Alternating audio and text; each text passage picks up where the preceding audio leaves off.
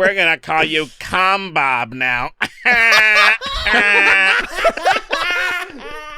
Hey, look, he said, hey, look, he said, hey, look, he said, hey. Okay, what's up, guys? Welcome to another episode of the Snark podcast. It is me, your host, Tom Sweeney. Look at and him. I'm joined here today by some black guy and Chris Ray Gun. It's Say hello me. to the people. It's us. Look at us. Look at us. Look at us doing all this bullshit. This is our job. We're here to talk about whatever sort of fuck shit happened in the past week. Apparently, there's a lot. Apparently, there's go on apparently some tangents. Apparently, it doesn't stop. I don't know what I didn't watch the Super Bowl. I actually straight up I forgot it was Super Bowl Sunday until the game was over. Like I still don't know who won. I don't know who participated. That's pretty weird. That's actually to avoid that. I know is who pretty won. I didn't impressive. watch it. It's pretty impressive to avoid it. I haven't been watching for a while, but hold on. Before we get into that, I gotta say something real quick from all of our homeless niggas. Yeah, I think this is important to mention. You know, we have a Patreon, and within the Patreon, because we do mention it every once in a while, but we didn't mention what the first tier is. The dollar tier is you get the episode early, you know, from the main feed, and it is also ad free because if you go through our RSS feed, you know, it has a lot of ads on it because of who we're partnering with. And so if you think ads are insufferable, you can just sign up to our Patreon for $1 at thesnarktank.com/ what? Wait, what? Did I say thesnarktank.com/ patreon.com/ thesnarktank? I thought you said for some reason I heard $1.com/ the Snark Tank, and I was like, that's not right. $1.com. If I said that, wow. But yeah, well, either way, that is incorrect. Patreon.com/ the Snark Tank. And you can hit that up because there was a couple of people that were wondering, and I'm like, oh shit, well it's been there the entire time since the inception of the podcast. There's some people who've written in who's like, oh man, these ads are wild, and it's like just $1, man. Yeah, $1 is nothing. So if you're out there and you're like, oh man, I hate learning about fucking Quiznos or whatever the fuck, I don't know what they're advertising now. Pop on over there, man. Throw us at $1 and you're free. You know, you're a free man. Yeah. Let's go. So that was brought to you by the Super Bowl. I was about to say about DiGiorno's Pizza. It's not delivery. It's DiGiorno's. Don't do that. Don't do that. I had one plug. pizza of that that brand, and it was a croissant crust, and it was actually fucking bomb. I was surprised. I love DiGiorno's pizza. Yeah, bro. I was it's not like the pizza I expect to get from like NYC, but it tastes good. For what it is. There are different pizza is such a weird thing because I do think it's on a spectrum where like I don't judge like toaster oven or like microwave pizza on the same scale that I would judge a place like a delivery place. You know what I mean? Or like a restaurant. Yeah. Like it's not happening. Like I don't hate those Totino's pizzas. You know what I mean? I think it's Totino's or something. I don't know. Not the rolls. The pizza. Now, that sucks as a pizza. It's a piece of shit as a pizza. But as bread, cheese, and sauce, it's okay. It's not a bad little snack. I'll eat the fuck out of it. Yeah. I like those I'll things. eat a bunch of them. Yeah. Yeah. I've strayed away from them. But whatever. I try not to eat it. I'll eat a DiGiorno. I'll eat a DiGiorno, you know, because the DiGiorno is it's like a celebration, you know. Like your homie's over, it's like 3 a.m. You're like, fuck, man, I'm really high. I'm scared. I'm in a fucking gas station that I know should be closed right now, and there are figures in here that don't look human. I'm gonna buy a DiGiorno. I'm gonna get up out of here. You know, we've all been there. We've all been to the late night gas station, pick up a DiGiorno's pizza. You leave because there's a character that walks into the place and has a trench coat that's floating. And you're like, oh, this motherfucker's crazy. I gotta get out of here. DiGiorno though is like, I don't know. DiGiorno is too like it feels like it's trying too hard to be real. Pizza I don't think it is at all. I think it's trying a little bit too. Yeah, I never. But it's. I just don't go out of my like way. A cake. I got it. It was cake almost. I was in Target and it was like $5 because it's normally the one that I got was normally like $10 or whatever the fuck. But this was on sale probably because they've probably been in the back for like 2 years or some shit. So I just bought it. I was like, fuck it, why not? And I was surprised. I was pleasantly surprised. I was like, this is actually way better than I could have imagined. But I don't really go out of my way to get them. I like say if I'm ever in the mood for shit pizza, I do like that Tostino, whatever the fuck that brand you said is. Those little shitty square things are kind of nice. And real pizza, in my area, there's Rocco's, and then there's this Italian guy. There's this fucking Italian guy that I think wants to bang my wife. I'm pretty sure. Because he always asks about her and shit. He's always like, "Hey, where is she? Like, and I'm like, God damn, what's going on now?" And hey, Darky, where's your wife? I caught this dude like mad staring at her ass when we were walking away. But he's cool. He's a cool dude. But he's like European as fuck, right? He's just like very, I think, horny. But his pizza's phenomenal. Delicia's fucking phenomenal pizza. Or I was Delicia's? like, usually it's like this is his own thing. I don't think it's a chain, but this is his own thing. This motherfucker. He makes good pizza. I don't know if he puts his own special sauce in it or whatever. I don't care. I don't want to know. His own but special sauce. The cheese is. What if you walked in? What if you walked in on that guy, and he was shaving the insides of his cheeks, and like seasoning the pizza with like little cheeks shavings? Like, how would you feel about it? Damn, I don't know if that was like damn, that's hard. That's a hard one. Derek, you explain. You said I don't know. In fact, can you explain what can you mind explain? I'd be so fucking upset. I'd be so upset because, and it's just membrane tissue, like the inside of the because he's probably not actually shaving all the. It's probably just like the surface level shit that's always that's right. Yeah. Damn. Trust me. It's really it's the cheese, man. Maybe it isn't the cheese. I guess it's the cheek shavings. Because there's something about it that is really good, and I guess I would have to abandon it. I don't think I could. Really, it's not like he's coming all over it. I'd grab his mouth and I'd forcibly lick his membrane. I'd lick some of his membrane into my mouth personally. How would you feel though? Really, like realistically, like if there was a secret ingredient that was like it wasn't quite like, oh, I shit in the pizza, or like, oh, I cum in the pizza, but it's like, oh man, you took cum off the table. It's like adjacently gross, where like I cry and he cries. He's got a fart on the crust. He's got a fart on the dough. He's got a bare ass. His ass doesn't touch it, but he farts on it. That's too much. That's too gross. I think that would be enough. No, his ass doesn't touch it. He doesn't touch it with his ass. That's gross enough for me. He does fart on it. He farts. Because his fart particles are all over my pizza. I don't want that. Yeah, that's actually not a worse. Bare fart. It's actually worse because it's a fart though. So I guess this is what I would like if he just teabagged the sauce. Like I'm like I think I might be able to overlook that because it's almost like the equivalent of the sauce. It's almost the equivalent of like with his balls. Making the pizza with the hands are unwashed, right? And then it's gonna go in the oven anyway. And so right, yeah. It's one of the things where I could maybe be like, that's fucking gross, but it's just sweat at the end of the day. It's like it's not like, and it's just a little bit of sauce. It's not like I might be able to justify that.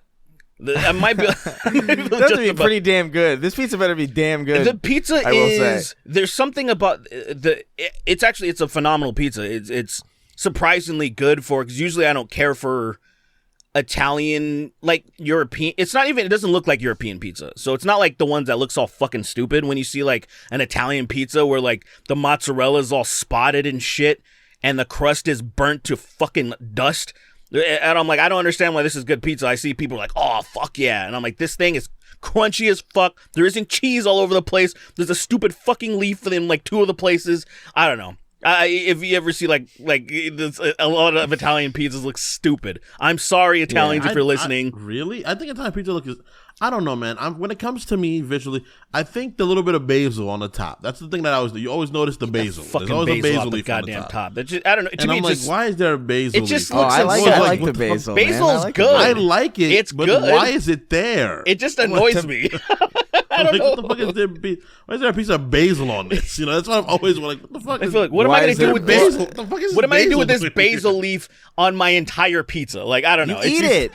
But it's like there's just one giant basil leaf. It's like oregano. Like crush it up and then sprinkle a little like nah, even dude, my shit. I'll eat I will eat a basil leaf off a tree like Land Before Time tree stars, man. All right, fair enough. Yeah, it's a good spot. If anybody's in North Las Vegas at some point, just look up DeLucia's. Tell him that short black guy with the hot European wife. I know him. He'll know exactly. This nigga's at the point where he knows exactly what I'm gonna order. And I was like, we're getting too close now.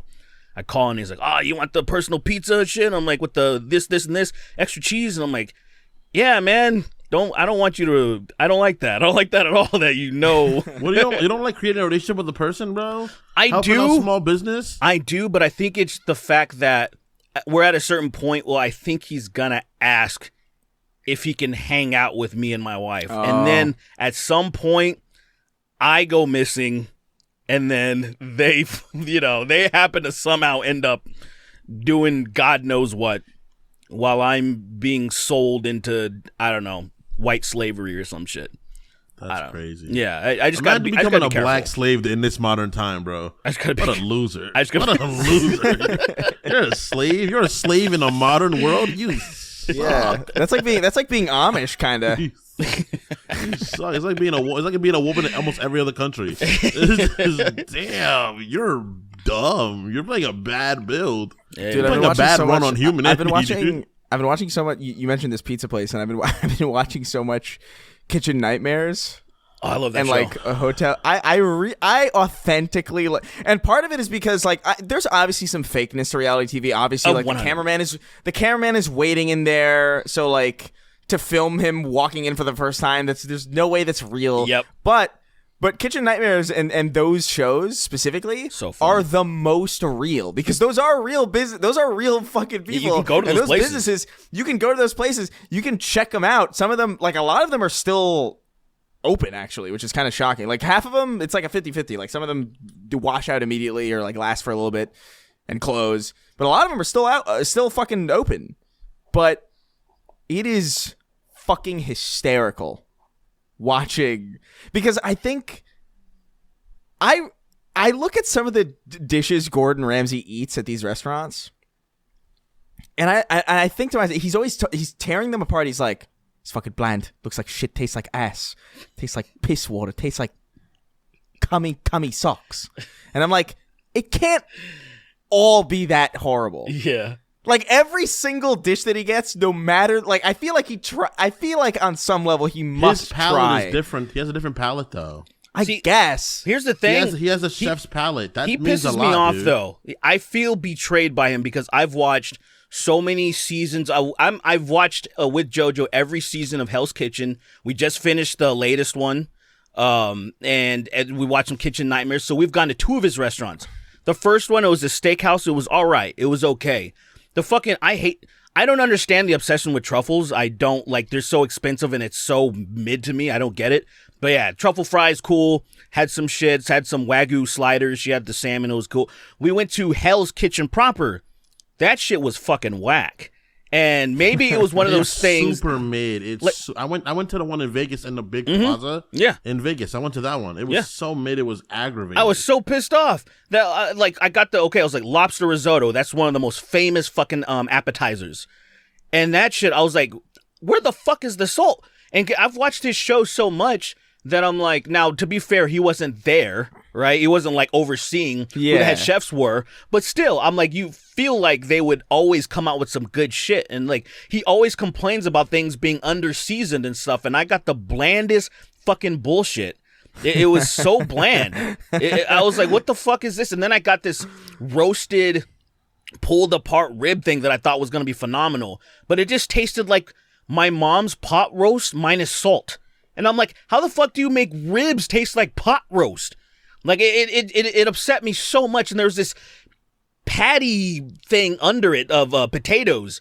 And it was I couldn't believe it. And we paid so much money to have shit that, like, if you go to Texas Roadhouse, that place, fucking phenomenal. Oh, I love Texas Roadhouse. It's so that good. Bread, that fucking bread. You get that slaps. sweet fucking bread with that butter. Their bread is I'm gonna be real with you. I think Texas Roadhouse, the only thing that they really got that goes crazy is that bread. That bread, but that bread goes insane, dude. They got the steak fries Or I think everything else is sort of mid. Everything else is sort of mid. Yeah, but you love Raising Cane's. Yeah, that is dude. insane. Dude. Yeah, right. If you want really good American food, bro, there's this place. There's not many of them anymore, though. I don't shut down over COVID.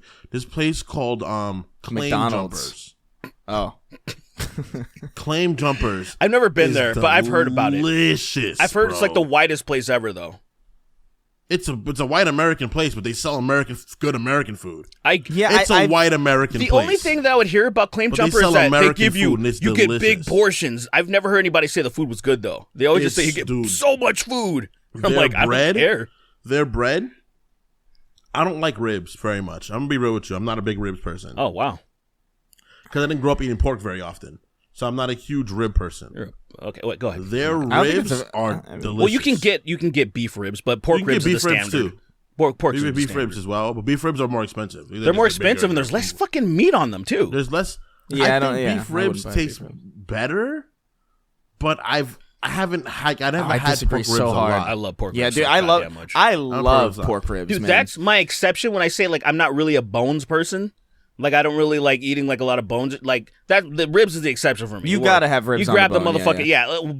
Unless you're having like Chinese food. Unless you're having like Chinese food and you get anymore. like spare ribs, like that sweet kind of. Yeah. Fair. Those are fine, but like no, man.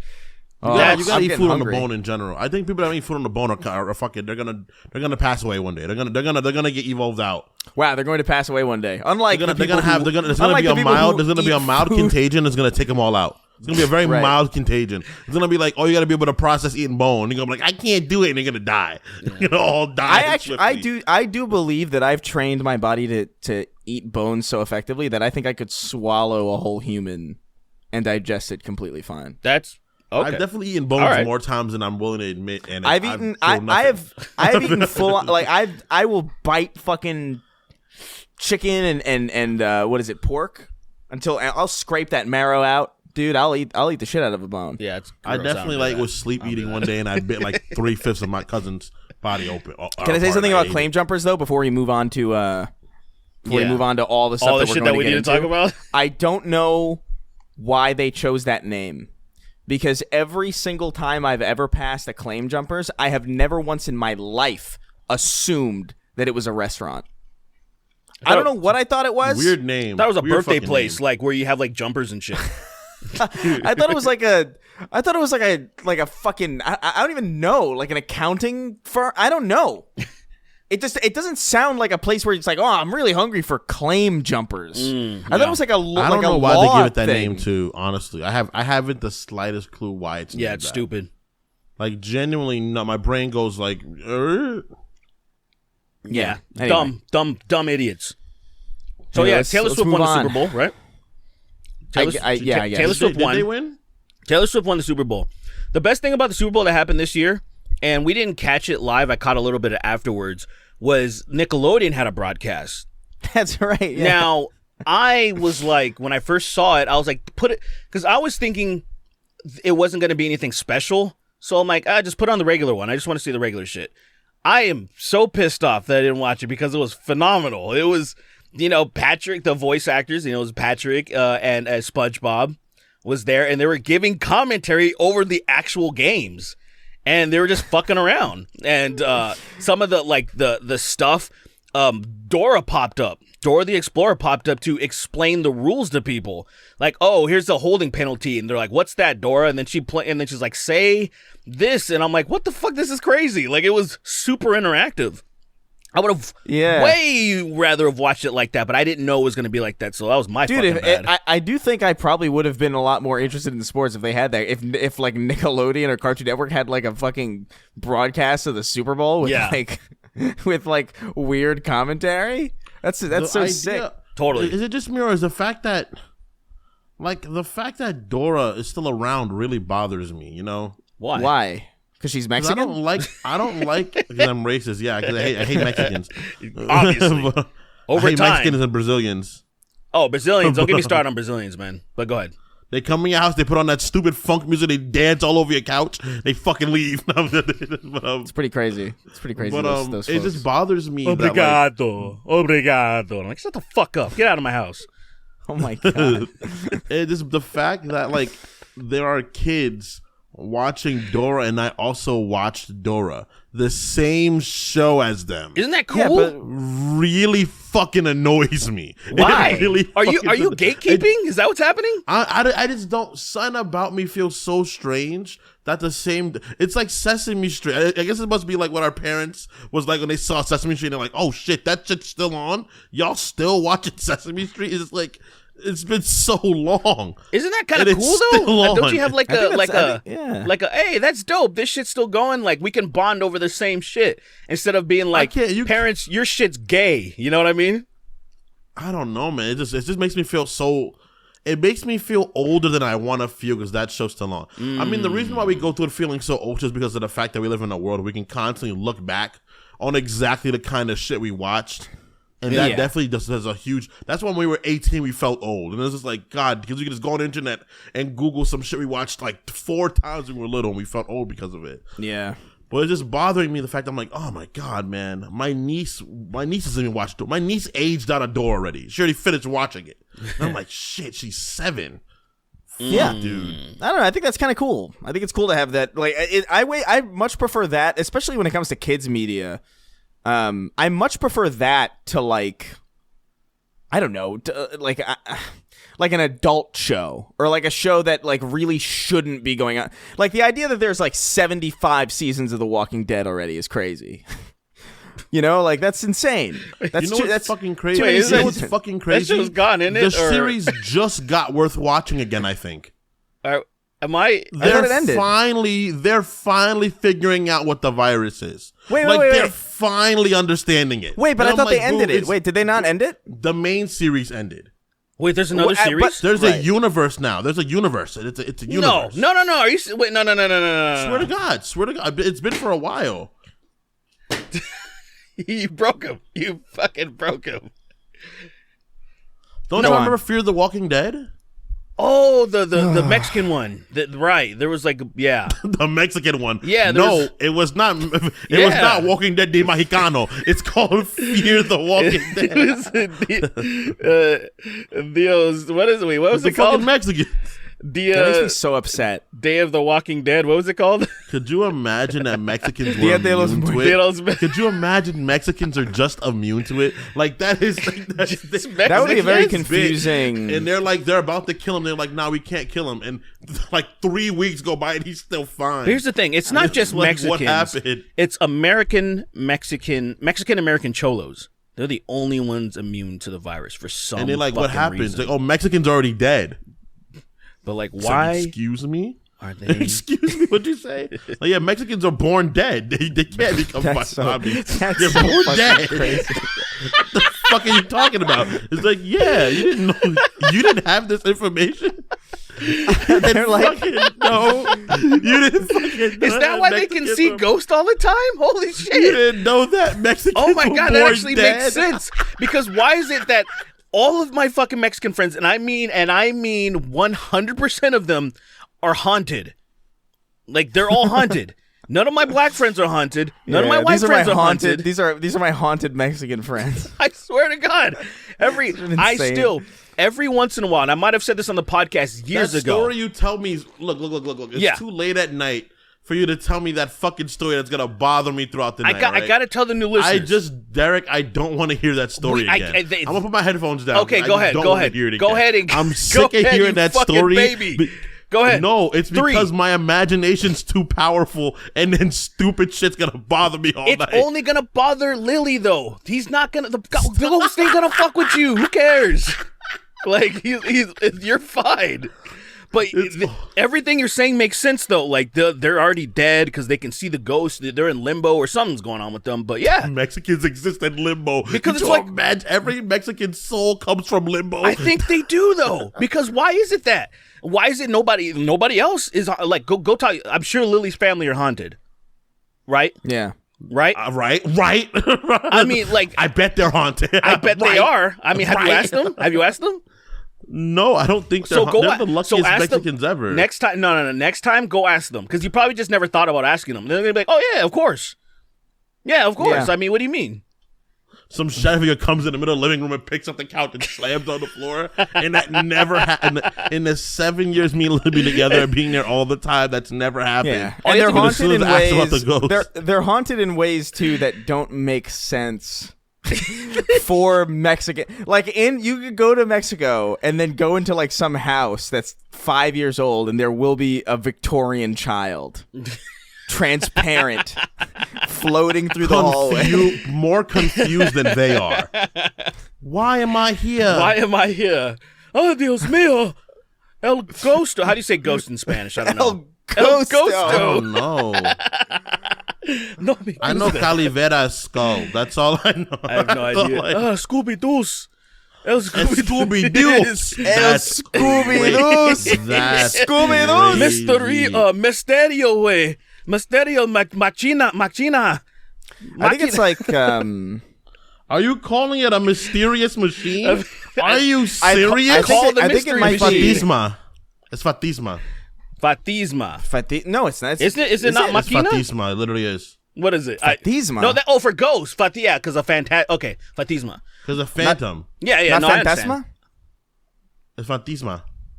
It's Phantasma. Sorry. Yeah, is it Phantasma? Yeah. Okay. Yeah. Okay, that makes sense because that is Latin. Yeah, man. Okay. Yeah, Phantasma. I like. There's probably a lot of Spanish speakers freaking out right now. El Ghost. El Ghost. Oh, don't be insensitive. I think that's a male one. It's not a ghosta. I think it's ghosto. They fucking say ghost often in modern fucking Spanish. Stupid pipe sucking motherfuckers. Eat dick. Shit bothers. Like when we mispronounce the word in Spanish, I've been really grueling myself to learn Spanish very much so because my grandma cannot speak English anymore. She's because of her being sick. English is not coming in here anymore in her mind because she's been speaking Spanish mostly. Yeah, the flu is crazy. So. Yeah, the flu. Just the flu. That's my grandma. My grandma caught the simple flu, and that's it. Her brain forgot English. Can you imagine sincerely if you got if you caught the flu and then you just forgot your language, and like there were illnesses that would do that level of like temporary damage to you. Like, because right now all it is like, I feel ill, I gotta sleep. But like, that's what having a fever is, dude. Having a fever too long, you get brain damage. That's crazy. I didn't know that was very true. That's not true at all. Yes, it is. If Kingston, I'll have you know. Body temp, Chris, shut up. If your body temp raises too high for too long, you get brain damage. No, I don't believe that. I'll have you know that I have induced multiple. I have purposefully induced myself with multiple fevers several times a month, and I'm perfectly fine. Induced fevers. You're a psycho. Just putting straight viruses straight into your eyelids. Yeah. I have the heat. I have the heat on. Yeah, dude. I have the heat on. And then I get I have the heater on in my apartment up to 88 degrees, and then I go into a freezing bath, and then I step out and then repeat the process like a million times. That's pretty cool. And dude, it's pretty sick. The one time I was the sickest in my life, it was like 2017. Everybody else had went to New York for their vacation back with our friends, back with me, Jalen and Joe and Crystal together. Yeah. And I remember this is the sickest I've ever been. I came back from work, right? And I was like, man, I'm fucking shivering up a storm. I feel so fucking gross. I turned on the heat, went into my bed, shivering throughout the night. I got up to check the thermostat, and it said 90 degrees. And I was like, bro, I'm freezing. That is one of the moments where I was like... Yeah, I'm gonna. And I just went back to bed and I was like, I really hope I don't die tonight. It really is crazy how cold and freezing. It's crazy how cold and hot like for like your body is completely like that's a mind thing.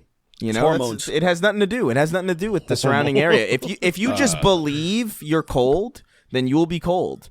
That's not exactly how that works. But And mind over matter, like the monks. You know those monks? Mind over matter. How they can touch like white hot metal and they don't burn. The reason you're going through that is because you're gay and dumb. You like dogs sexually.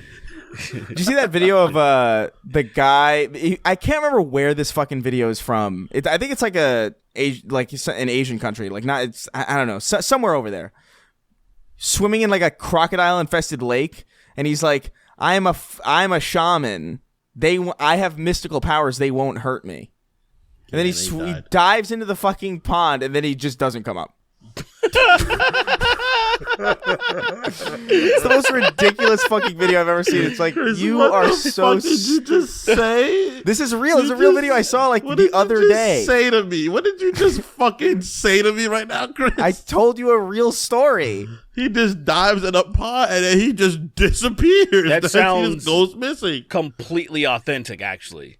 I mean, it's very Mind real. over With matter. shit that I've These seen, animals want nothing from me. I'm a grade 3 rapist. And he jumps in the water. I like the idea of like a monk who's like almost disciplined. So like that the cover of that Rage Against the Machine album where the guys it's the monk self the Vietnam protest, yeah. I like the idea of him going on him sitting there on fire, but he's like, yeah, he's just, ooh, fuck. But he's not moving. He's not flailing or like just a little bit frantic, or just one last one right before he died. Just and then that's it. no, but he's burned so badly he blows away as dust. Like he's that burnt. He fucking looks like somebody that got Chernobyl sickness and he turned into mist. All right. Those motherfuckers were crazy though. Hold on, one story. This cool guy in India, this really cool guy was like, "Yo, I'm the shit." Don't disrespect him. I bless this water that clearly will kill any expat or anybody that's here. It's good now. And he's like, "I'll prove it." And he grabbed it and it's all dirty as fuck and he drank it. And then just a few minutes later, that motherfucker had to get airlifted to a hospital. It is crazy how quickly something like that can fuck you up. Like in mere moments. You drank the wrong water and now your life is in fucking jeopardy, dude. It's like, it's so why are you petty so to laugh at people that stupid? shit like that, but it's so fucking funny at the same. Dude, it's so bad, but I love laughing. You have to have. Look, I try to be very, very empathetic. Like, I know that that's probably like a shocking thing to hear for anybody who listens sounds to this fake show. as fuck. It does. It does, but I mean that. But like at the same time, I think you mean it. I think you mean it. Oh, dude, the degree of patience that I've shown people is insane. But I will say this, dude. You can only have so much empathy when you have. Is that like a fucking Amber Alert? God, what the hell, you guys? Stupid ass Amber Alert. I don't care.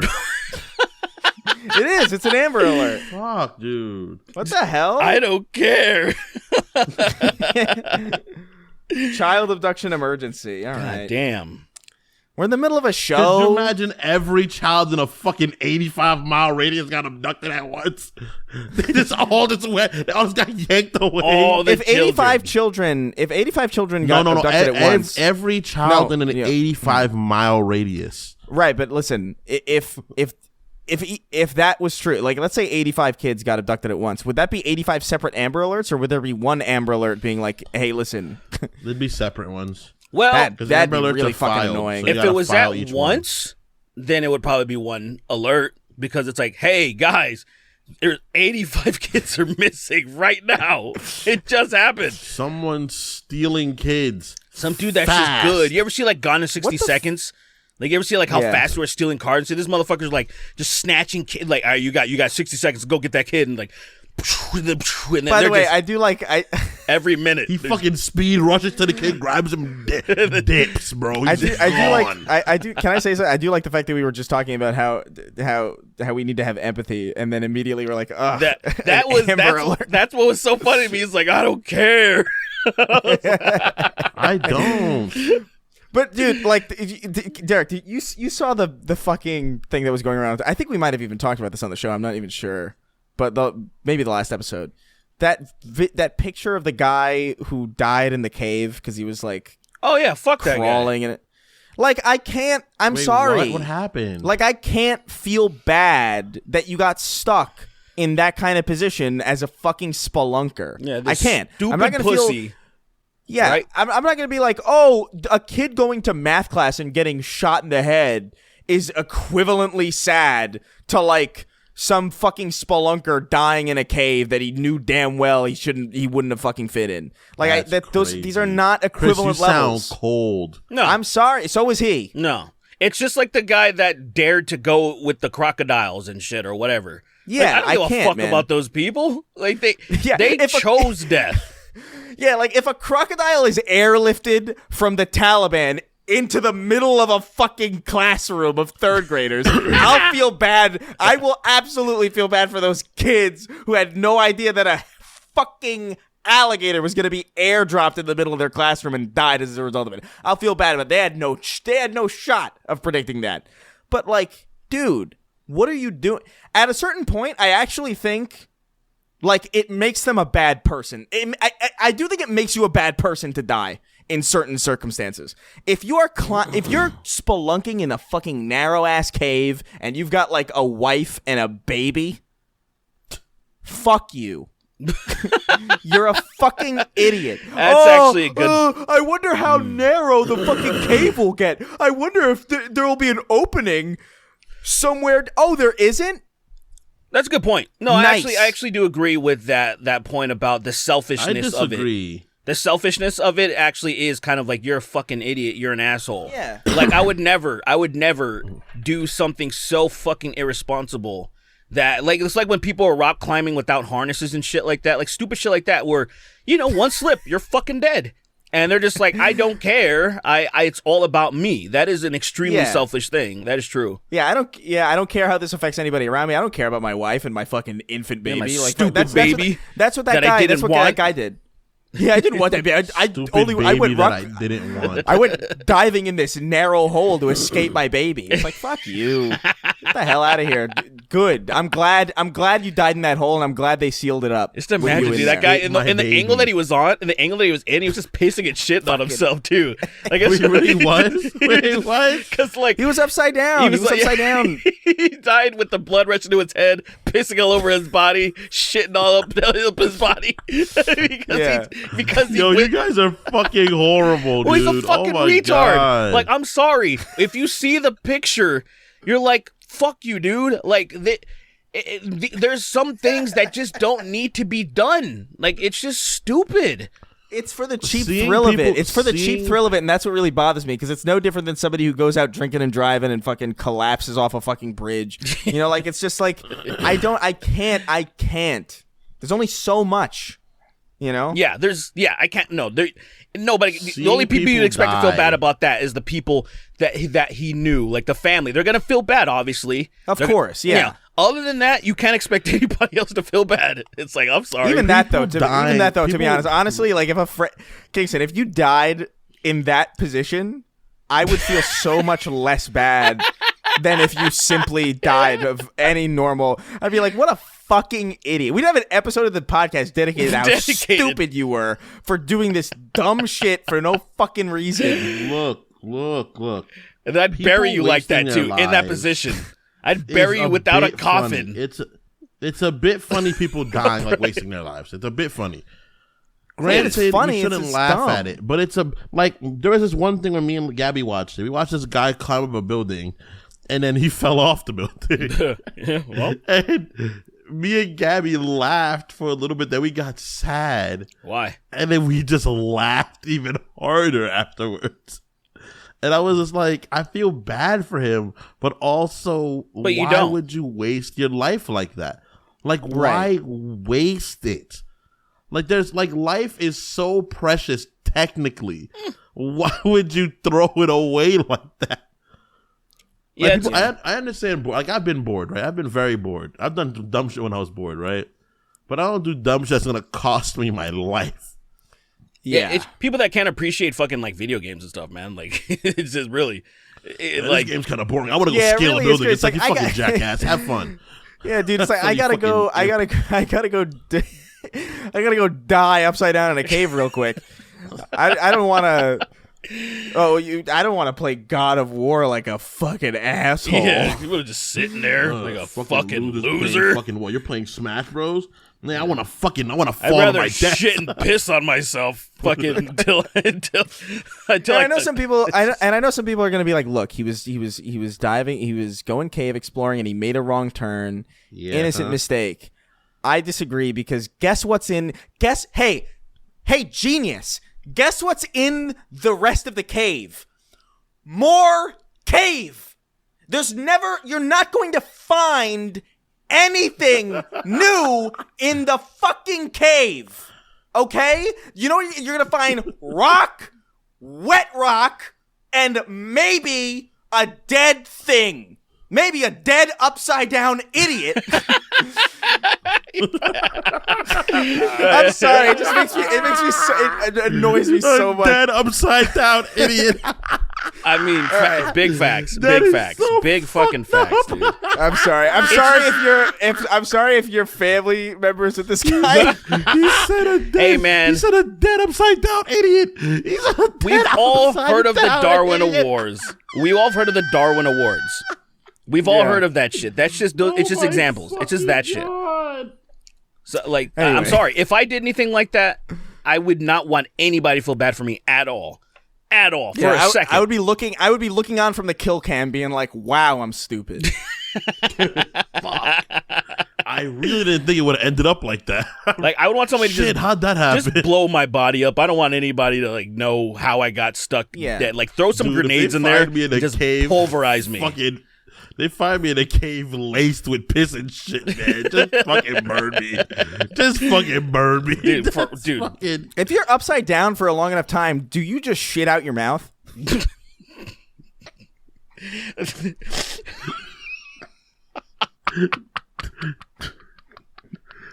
Next, So what else happened? What else recently went on? So congratulations, Taylor Swift and the Chiefs.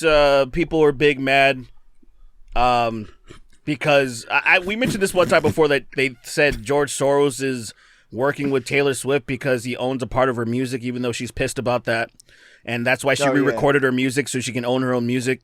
So she's actually against George Soros, and but these people wouldn't know that. But basically, I saw a bunch of memes that were saying, for a multitude of reasons why this is funny, is because it was Jesus and San Francisco versus George Soros and the Chiefs and Kansas City Chiefs.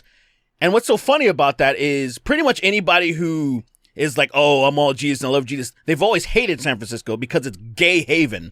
They think it's the worst thing. They think it's a collapsed city.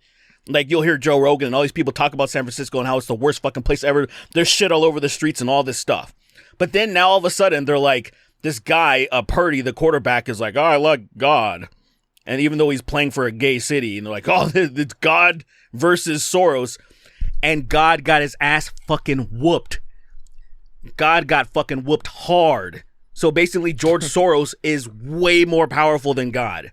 So that's just kind of how it went down, and it's been really funny seeing people cope with that. So congratulations to George Soros, Taylor Swift, and the KC Chiefs, man. It was actually a phenomenal football game for what it was, but fuck all that shit. I want to talk about something way more fun than that. Okay. I want to talk about something that y'all don't really know about, but I watched the H3H3 podcast. For 2 times in a row, because you guys know the political streamer Vaush. Yeah. So anybody who's listening, if they don't know, Vaush is a political streamer, a leftist. I think he's a socialist. I'm pretty sure. Doesn't really matter, but it's just giving you guys a profile.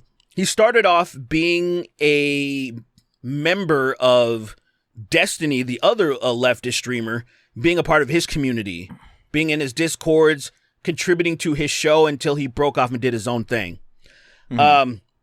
Every once in a while, probably throughout the years, people would see that there would be these clips floating around. And what you would hear if you're being objective about it, people would say these clips are being taken out of context where it seems like Vaush is advocating for child porn or CP, whatever. I'll just call it CP from now on because I don't want to get flagged into oblivion. Let's not get flagged. Yeah. So, I was one of the people that kind of believed that it was taken out of context, that he was making some outrageous comparisons saying that, oh, we're hypocrites in society because, we partake in cell phones and shoes and stuff that are done with child labor and all this stuff that harms children, but then we act like CP is like the worst thing, and I was like, okay, is that the argument you're making? It's still weird to even go to that as an argument, because you would kind of be saying people that partake in CP should feel guilt-free the same way that they feel guilt-free with having cell phones and stuff that the minerals are mined with like child labor and then blood diamonds and this and this and that. And wouldn't the idea be the opposite, right? That's the argument that he was making, I think, right? No, we should we partake in goods that demand the suffering of children. Well, see, that's what he says, but there was other clips that he essentially was kind of arguing that this is how it should be, but since it's not, who gives a fuck? So he kind of took this nihilistic approach to it. And the one thing that annoyed me about hearing that, is that there are ethical ways to make computers or phones and shoes and stuff, but there is no ethical way to make CP, so it's a bad argument.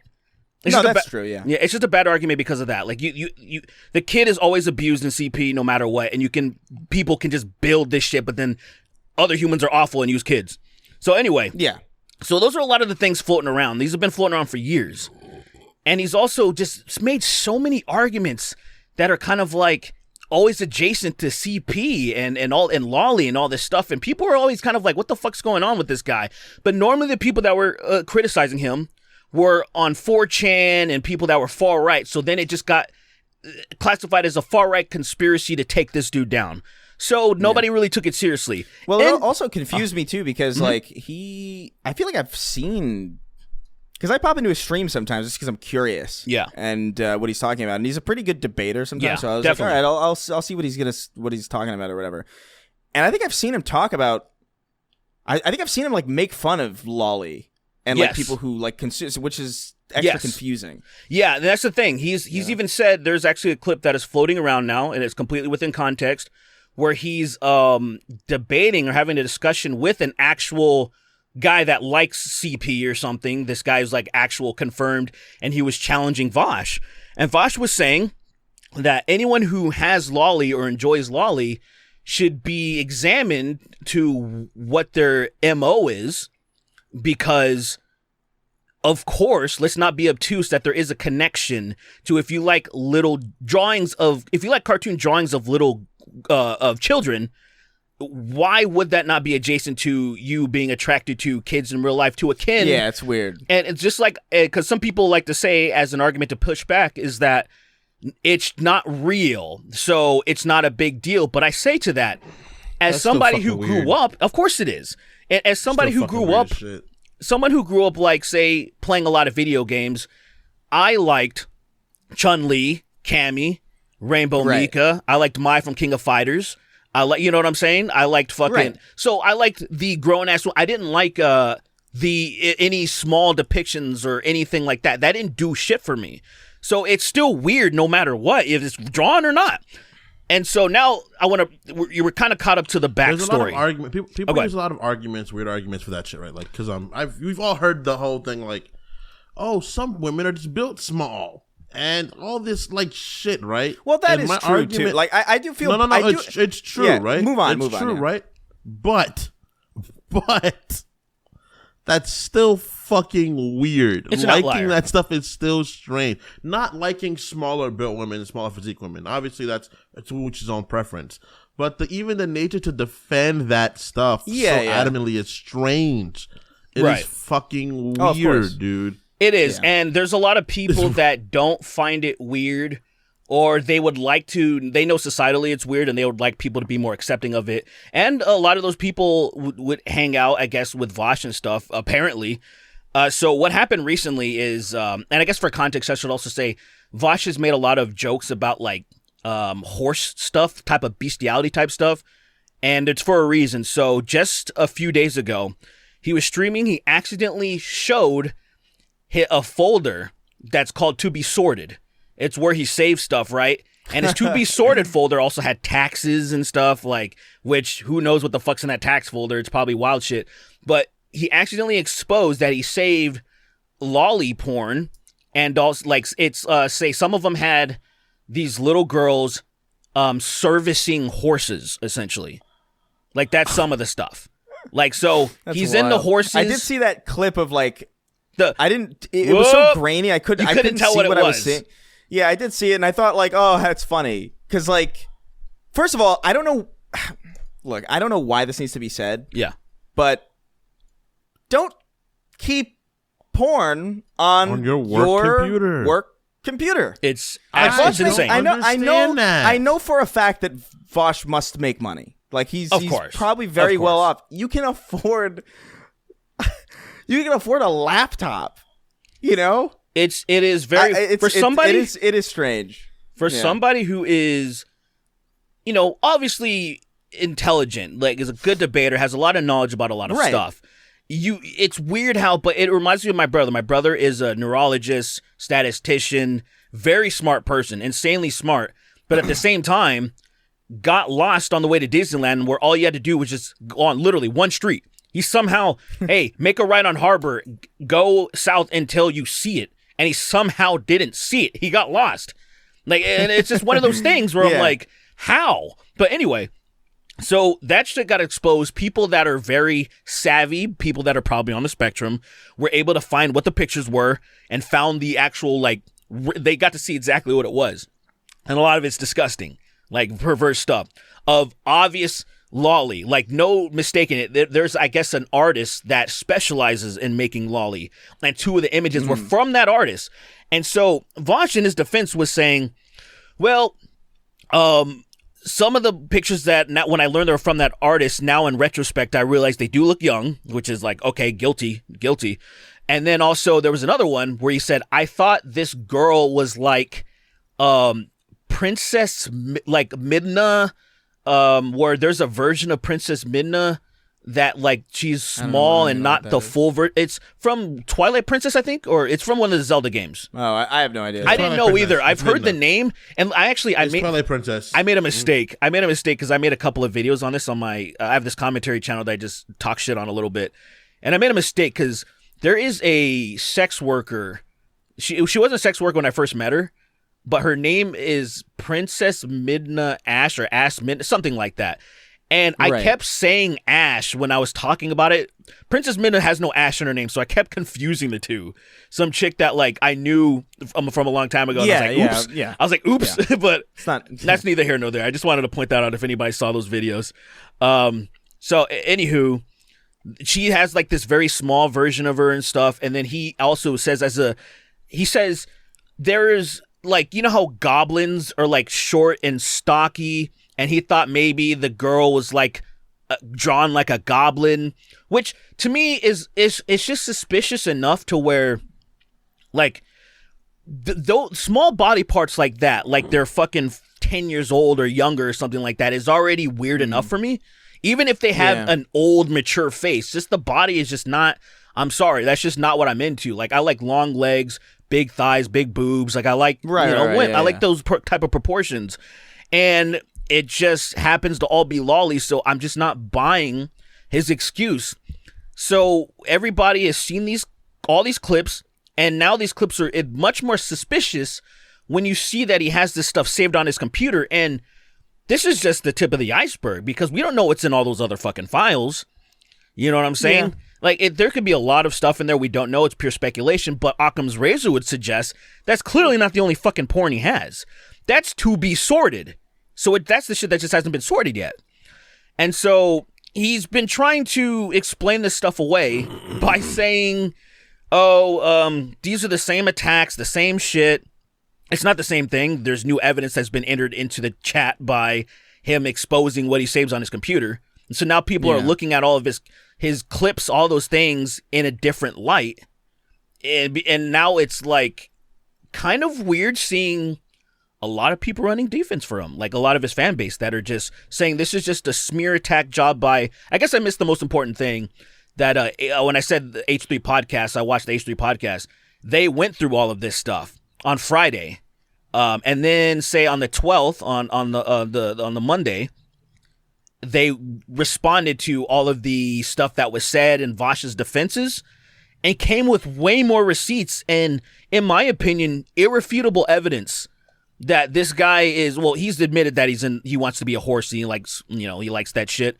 But the stuff was saved on his computer and he said, oopsie. That was his excuse was, oopsie, I didn't know. And guys, do you think it's possible to accidentally save Lolly on your computer? Do you think it's possible to accidentally save it? Think of a scenario. Think of a scenario where that's possible. I don't consume drawn porn. Right. You don't. So but even if you did. I don't know. But even if you did, let's just say for the sake of argument, you consume drawn porn. You know what type of women you like. What type of women would the drawn women look like to you? Yeah, well, they would be pretty busty, I would say, or they would be more standard. Yes. In appearance. The only scenario that I can imagine is like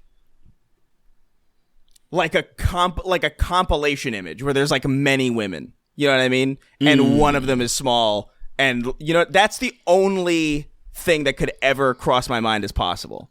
Where like there's another subject in the image that is the prime, like, ooh, that's the thing. Yeah. And then this is like completely secondary.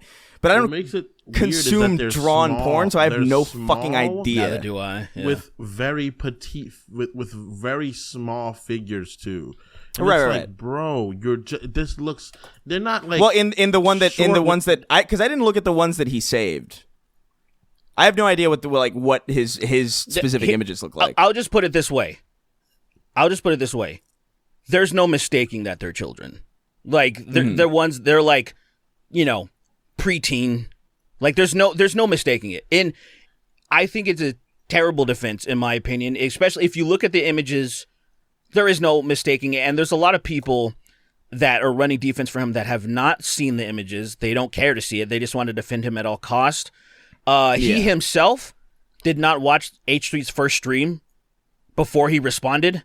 He went off of anecdotal shit from his audience, just softening stuff and telling them, oh, it's just this, it's just that, and it was weird. It was weird to see somebody who's supposed to be this intellectual powerhouse, allegedly, right? Who's supposed to be this really good debater, being so uncharitable and disingenuous in a way that I'm like, this is how a guilty person behaves. And furthermore, if somebody we didn't like, let's say, for example, Matt Walsh, let's say this exact scenario happened to Matt Walsh.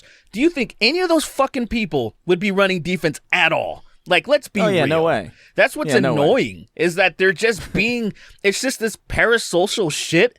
And Vaush has developed this cult of personality that I didn't really know because I didn't really watch him that much. I just saw clips here and there. And now seeing his audience in Discords, there's all these screenshots in Reddits and stuff. And just saying, oh, Ethan's just attacking him because X, Y, Z. And it's like, this is fucking crazy. I've never seen anything on this level like this on YouTube, where usually when people get caught with this weird shit on their computers or something like this happens. Bro, remember that guy, Call Me Carson? I think he was 19 and he was like sexting a 17-year-old or something. And people act like he was like... That was also like crazy. Jack that the was Ripper. So dumb. They were acting like he was really fucking stupid. Jack the Ripper. And then I'm seeing people run defense for this actual, like, illustrations of children doing fuck shit to horses. And they're like, nah, it's out of context, or he didn't know, bro. And I'm like, this is, am I in fucking crazy land? Yes. Yeah. It is. It's mega weird anymore. Everything's mega weird. Upside down, dude. It is. Fucked.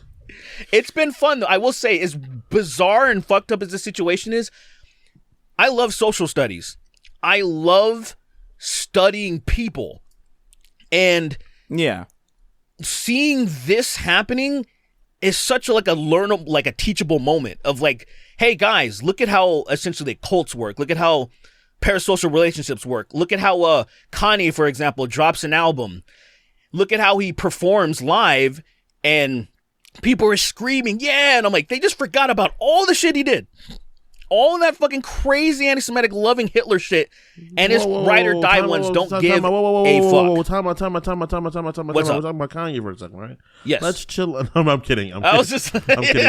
Kanye's out of his fucking mind, dude. But clearly, but seeing like a large portion of his fan base that are even trying to say things like, well, what about separating the art from the artist? And I'm like, how? First of all, you can't even do that with Kanye because in his new album, there's all of that shit is in his fucking album.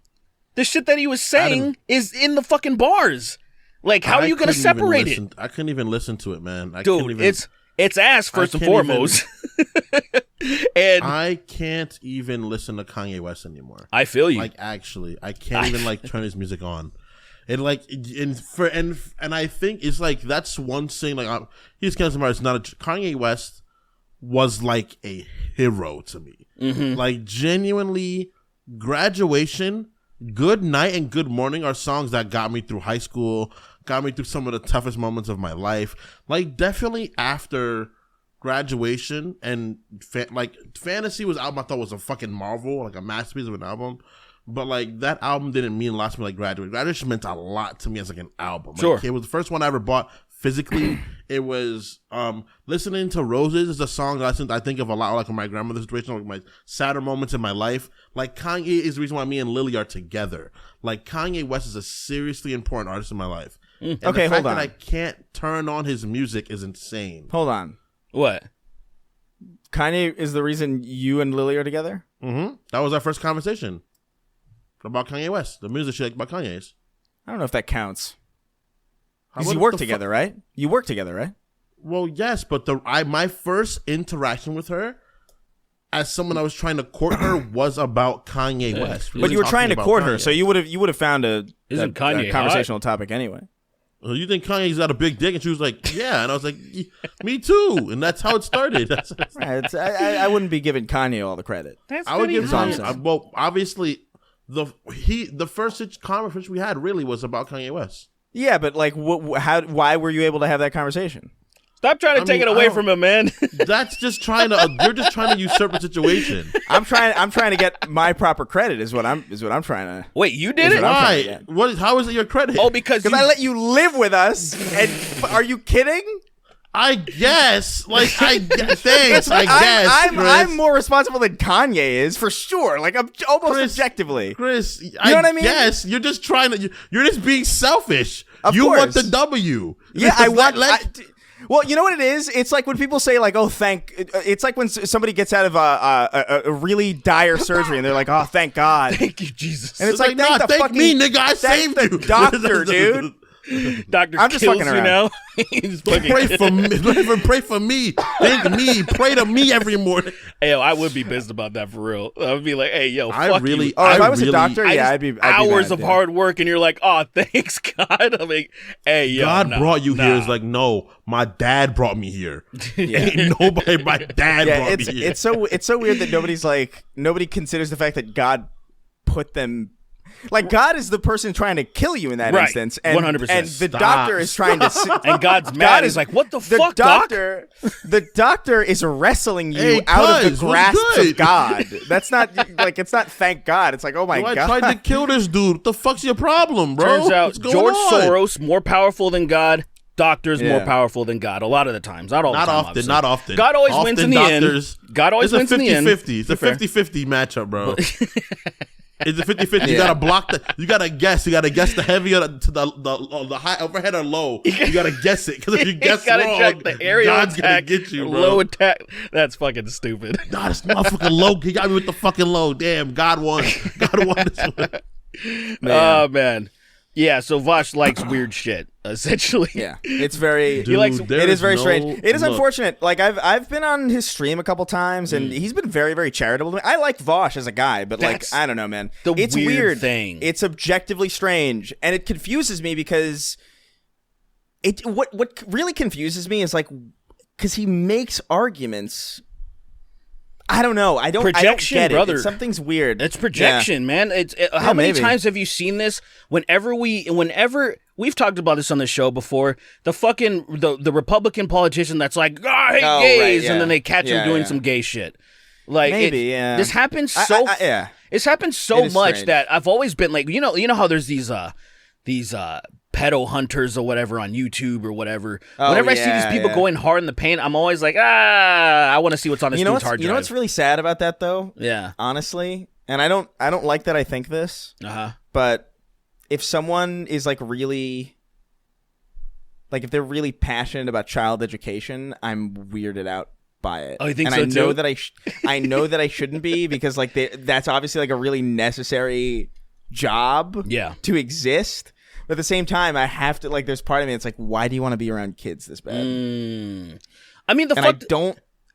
I don't know. I'm be honest, that's kind of healthy skepticism, even though obviously you shouldn't say everybody, but just even no, I'm never assuming. Of course. I don't even mean to say that, but it's just like, it's just like the skepticism, in my opinion, is healthy, because just something that upsets me so fucking much is how much, like, there's all these campaigns of hate of, librarians are trying to do something to kids, the trans people are trying to do kids, whatever it is. It's always something. They're always trying to do something to kids and corrupt them or touch them or something. Meanwhile, the people that they pray to and the establishments that they go to, the numbers don't lie. It's just that drives me such a fucking dark, twisted timeline, bro. Insane. I hate it. But everything's so fucked, man. It's just just more out in the open, right? Like, I hate that, wanting to be around children, and like it just makes you want to question. We live in a why? world, right, where like if a kid like runs up to you, right, and it's like, hey, mister, like if a kid walked up to me and like if a kid fell down and hurt itself, my first instinct is not, help the kid. It's, should I help that kid? They might think it's weird. This is the world we've lived in now, and it's so. I'm not at that level yet. People. I'm not that level. I don't like being near people's kids. I don't like touching people's kids. I don't hold Lily's cousin's kids, even when he asked me to. I'm like, no, I don't want to.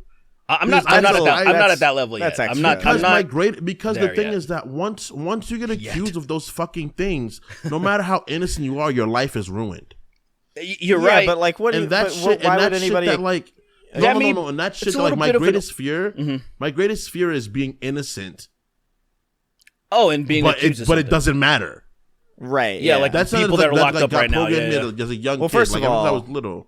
First of all, I was just like, you are always guilty. Yeah, you're not innocent. Yeah, unfortunately, not of this specific thing, but you are. Yeah, not you're this. Guilty, you're guilty, but you do have some guilty bones. That's for sure.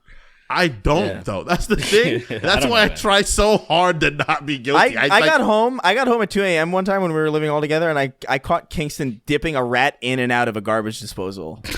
And it was the cruelest thing I think I've ever seen. And I was laughing hard too. I was laughing harder than usual. You were switching between your laughs. You were just like, Did you imagine hearing somebody go through their laugh playlist in rapid succession? It was really fucking scary. I would pretend that I didn't see it.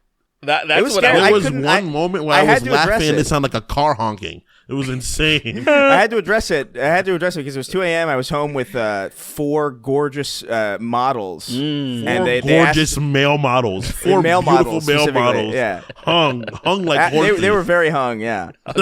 And they asked about the fat black guy dipping the rat in the sink. And I was just like, hey, dude, don't worry about me. You guys gonna do your own thing, man. Yeah. All right, what else is there? What else happened that we can run through really quickly? Jon Stewart's back. Jizz Stewart finally returned.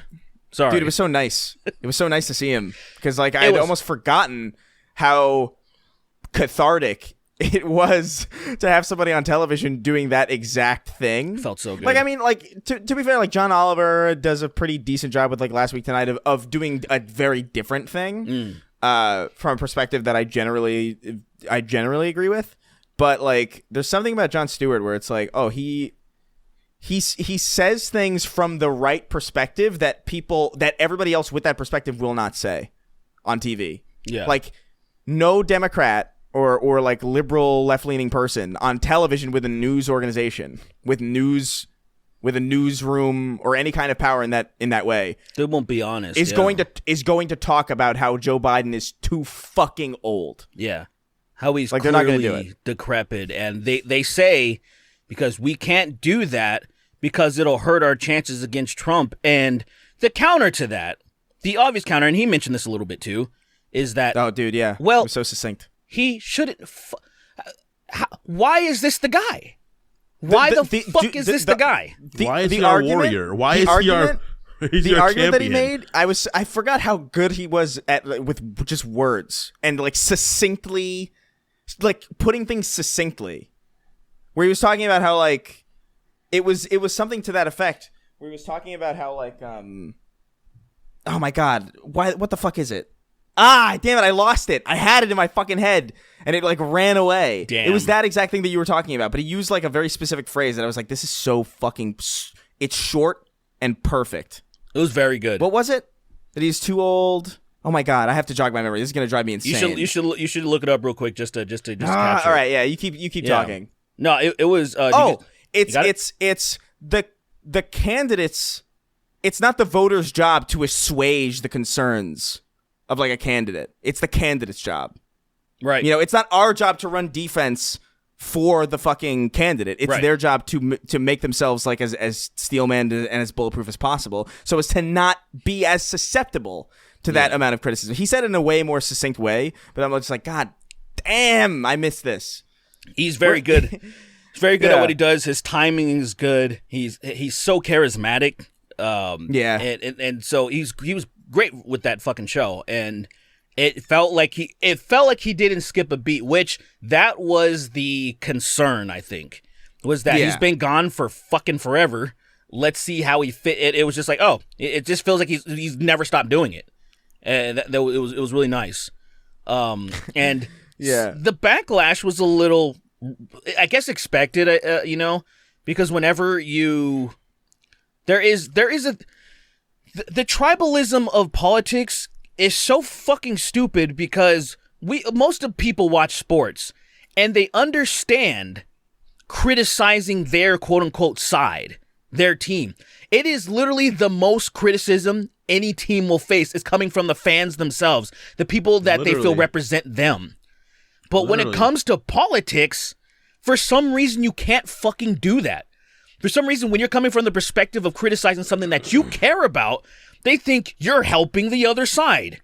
You're fucking. Well. Let's be clear. Let's be clear. You are helping the other side. You're not. But you are. But you're not. But there should be nothing wrong with criticizing your side if there are problems. You are helping the other side. That is not helping. You are trying to tell them to do better. It is. No, it's not. It literally is. How? It literally is. Because what happens? Tell me how. Please explain to me how it is. Let me talk. Let me explain it.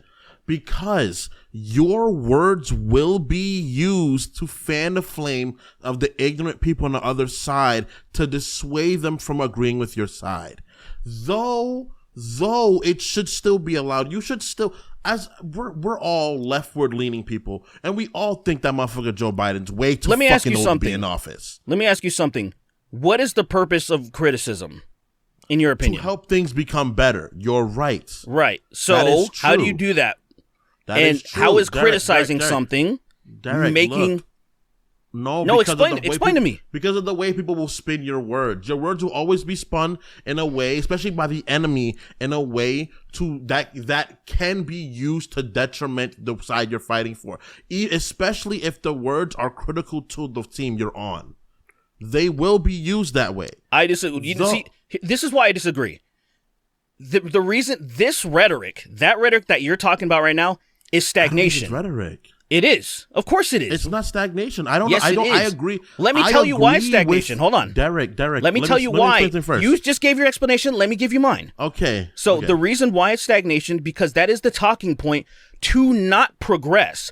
To say, hey, if you do this, you're going to hurt the other side, which deters people from wanting to do that, which keeps things the same. Hey, don't say anything about Biden. Derek, it's going to hurt the other side. Let me finish, dude. I don't agree with... Can I finish my point and then I'll let you go? Okay. So it's going to be a deterrent for people. It makes people not want to say shit. That's why the media doesn't say shit about this guy, when what we should be doing is being all in unison to be like, fuck this old piece of shit, get somebody who's viable that will crush the other side. But we get stuck in this shit of should we or shouldn't we? To me, it is a complete negative to have that argument in the first place and saying, this is hurting us. I'm like, no. It is stagnating us trying to get this fucking old bag of bones out of here. That is how it is. Look, I 100% agree that if there is a problem in the party that we are a part of, we have to call it out. No matter what you say, it's going to be used to defame my group. So I'm like, fuck it, get this old man out of office, because this is not someone that should be leading our country. This should not be the face of our side of the group. I understand that some people may see it as, it's like, what you're saying is stagnation. I don't believe in the stagnation of it, because I think you have to do that. You have to call a spade when it's a spade. Even when it's on your side. Like, this is bad. This should not be over here. But so what's I the point know of that argument, that people then? Will try to twist those words. But what is the point of that argument? You. It's like saying, because hey, it's great. You got to be aware of that. It'll be you need to walk, but let me scare you. You're like, you need to walk, but hey, you could trip and hurt yourself. You could. It's like, what are you even saying? Are you trying to scare me from actually walking? No, it's not. Like it is a fact that they will probably try to do that, but that is irrelevant. It is an irrelevant point, in my opinion. That you're trying to scare I think it's people. A point that needs to be aware of. Like, people are going to twist your words to try to make their group seem to me. worse. In my opinion, it is irrelevant. Yeah, people will. I mean, people were doing that forever. Like, I don't know, man. I think you need to call it out. You have to call it out. This motherfucker should not be leading our party. It's insane. Right. So why would I ever say anything like Joe Biden around 3 times? He won't know where the fuck he is anymore, bro. That's crazy. That's insane. Yo, did you see that? Did you see that press conference? Did you see that press conference he did? So this report came out. I can guess how it went. Yeah, that report came out of how bro, this was crazy because there's been so much fucked up shit that's been happening, and he's like, oh, whatever. And then all of a sudden, his cognitive ability is called into question. He's like, stop everything, get the presses, we're gonna talk some shit. He comes out all decrepit, talking like I'm fine. And then it was like, okay, fair enough. He's walking away. Like, it was like, fair enough, all right. And then he stops, and everyone's like, no! He walks back. And then he just starts saying a bunch of shit and fucking names up and saying dumb shit. And it's like, dude, what happened? He's a fucking Roomba, man. Like, he just meanders. It's crazy. I don't know, man. He's playing a modded game with the wrong controller, bro. Yeah. He's fucking gone. It's sad. It's sad even because like, that's an old person that shouldn't be where they are. You know, like I don't know. Look, dude. I think that, bro, he's in his 80s, man. It's just like as a whole, I think I just don't want old people. Is it so much to ask for like not old people? It is so like, not much to ask. I would take so many other people, even if they were like a little bit like shittier. If they were just at the very least, he can't be that much shittier, to be honest. That's true. Yeah, it's pretty apex. His response to the let's just say the conflict. You know how they like to soften it. They like to soften it. The conflict over there, and I'm like, bro, this guy, he's maxed out in fuck. Dude, look, old Joe Biden was a piece of shit. Young Joe Biden's kind of a piece of shit. He signed a bunch of fucked up bills. You know what's the worst thing about what pisses me off? Yeah, that is literally fucking him. That's him at the press conference the whole time. He sounds like a wizard. He's like a dying old wizard. We're going all over the place. We got to get to questions at some point very, very soon. But I do want to bring this we're up. Already at fucking 2 hours. It's all at 2 hours. No, we're not. No, we're not. Well, 119. Okay, never mind. That's so here's what we So I do want to bring this up before we forget. I don't know if you guys saw this, but I keep seeing this thing on Twitter where it's like Ian Miles Chong has been executed. What's crazy? He's been in my what's happening all day, and I don't know why he was. He's been in my what's happening all day. So what happened apparently is Ian Miles Chong, who he's been this Elon Musk dick rider, this like right leaning guy, agent provocateur piece of shit that has never stepped foot in America, lives in fucking Malaysia, and literally speaks as if he lives here. That is how his tweets are worded. Yeah. He speaks. He's in Malaysia. He speaks on U.S. politics all the time. He simps for all these Republican candidates and Elon Musk. He's like a huge dick rider for Elon Musk. Are you serious? He's never been to America. 100%. Never been. I remember. I remember. It's so funny because it's so funny in retrospect because many years ago I played Sea of Thieves with him, and it's so funny to think that guy's possibly dead. But so he lives in Malaysia and he's a conservative, so naturally he's very he speaks a lot on the Israel he's speaking a lot on the Israel-Palestine conflict, and because he's in fucking Malaysia, that's not fucking great. So apparently he tweeted for the first time ever about like, oh, I love my country, Malaysia. He never tweets about Malaysia ever. So everybody was like, this is fucking weird. What's going on? And apparently, according to the internet, which is a pretty dubious source, but it seems like at the very least this is real, that he's apparently like under investigation. For the record, Malaysians can be charged for sedition under the Seditious Act for expressing views that could potentially sow discord among communities in the country. 100%. The Palestine-Israeli conflict holds significant interest in Malaysia, with the topic being too sensitive for the Malay Muslim audiences, blah, blah, blah. So, yeah, there's a pretty good chance. There's a non-zero chance that dude's fucking dead. I would not be surprised. And can I say, I will say, tweeting pro-Israel stuff from Malaysia it's getting stuck upside down in the cave for me. A fucking man to that, dude. You very much have you had every opportunity. You have like revitalized my night. Like, I feel good. Did you not know any of this? No, I did not see one word about this. And I am ecstatic that, like, and I am hopeful because, seriously, like, people don't realize the discord and fucking bullshit that this guy has done and that has been constantly doing. He's even, people that I don't even fuck with anymore, like Andy Worski, try to get him swatted, and he fucking bragged about it. It's on voice messages. There's voice DMs of him bragging about it to a sex worker. I'll keep her out of it, but it's just like, I know exactly who. Yeah, exactly. But it doesn't. But it's just like, that's so funny. He's also swatted multiple people. A dog got flashbanged because of him. Oh no! I didn't. Oh no! I forgot about that. I totally forgot that he flashbanged the dog.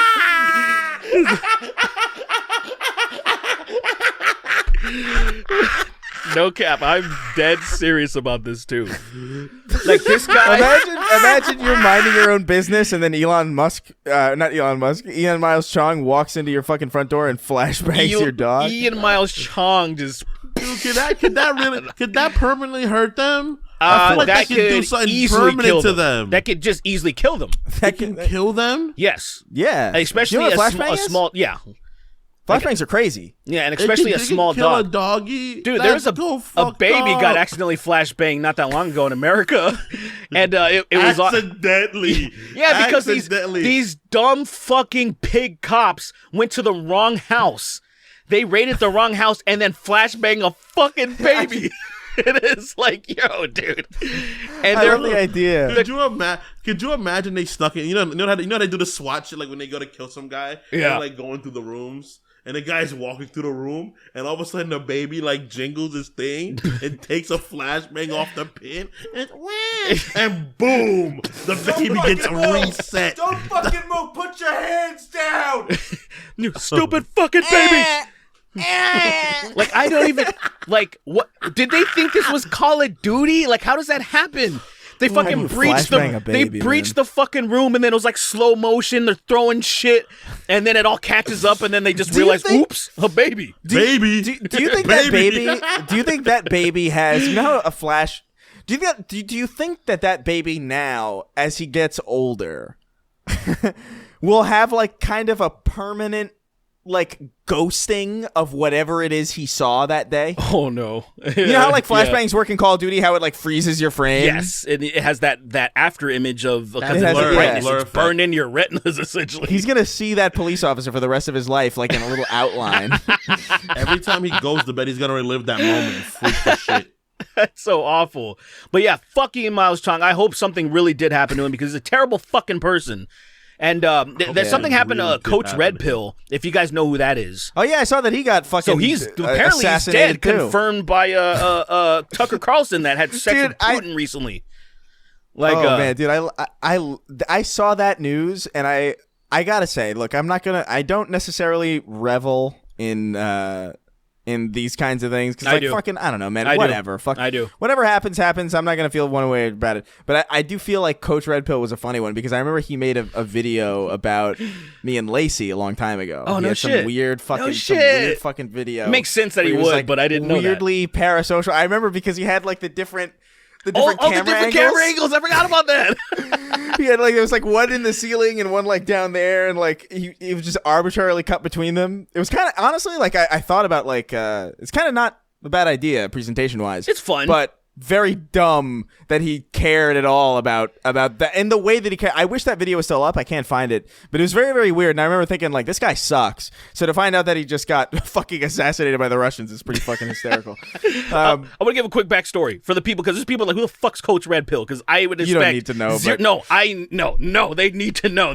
This guy sucks, and I want people to know how much he sucks. So you got a little bit of that. Coach Red Pill was like he was a men's right guy and try to coach young kids about don't bang girls younger than 25 years old.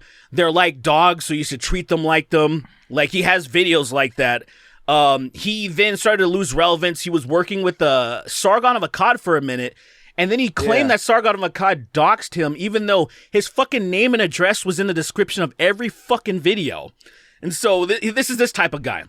Wait, didn't Ian Miles Chong do that too? Was it Ian? I thought it was Sargon. Wait. Oh no! Never mind. No, you're right. So what I was thinking was that picture that Bunty took of that guy at VidCon. Oh, that was fuck. What was his name? But that was who the fuck was that? No bullshit. No bullshit. Yeah, sorry. I mixed them up. What the fuck is that guy up to? You think he's still around? No way. Probably not. But yeah, that guy's. Oh man, we can talk about him some other day.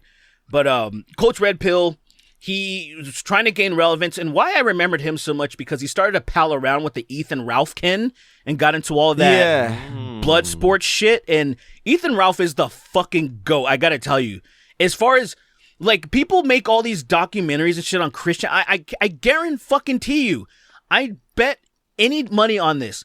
People make a legitimate document, like the higher people, the Turkey Toms or the Right Opinion, those type of people that make all these documentaries about locales. His will be like the most viewed. I guarantee you because he's still going. Shit's still happening. This guy's legendary. But anyway, he was hanging out. Coach Red Pill. Finally, he went to Ukraine to escape shit because he probably was illegal shit was going on with he screwed over his partner with monetary shit. He was doing pyramid stuff. And then he gets killed in Ukraine because he was doing pro-Russia shit from Ukraine, got arrested, apparently died in prison. Awesome. And this is Coach Red Pill that we're talking about? Yes. So, hold on. I do want to share. I want to share. Apparently he did. Kingston, if you could, I sent the picture in the chat. If you could look at this is who Coach Red Pill is. He's just... It's a picture of him. It's gonna make me sad. No, it's not him with his head exploded or anything. But I love this picture because he looks like a fucking Who. He looks like a Dr. Seuss. He looks like a Dr. Seuss creature. He looks like a Dr. Seuss character that just didn't end right. Yeah, and it literally didn't. It did not.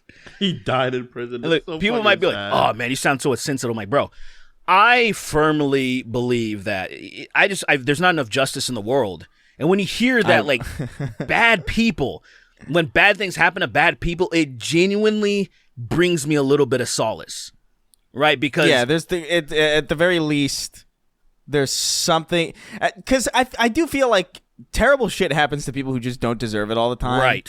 And like, so even if like death is a bit much, At the very least, it's like, man, these are pretty unsavory fucking people. I could not. I don't know. It's whatever. Yeah. This is all ridiculous, and I do think it's. I can't say that it's not funny a little bit to me that we started this episode off talking about empathy, and the whole episode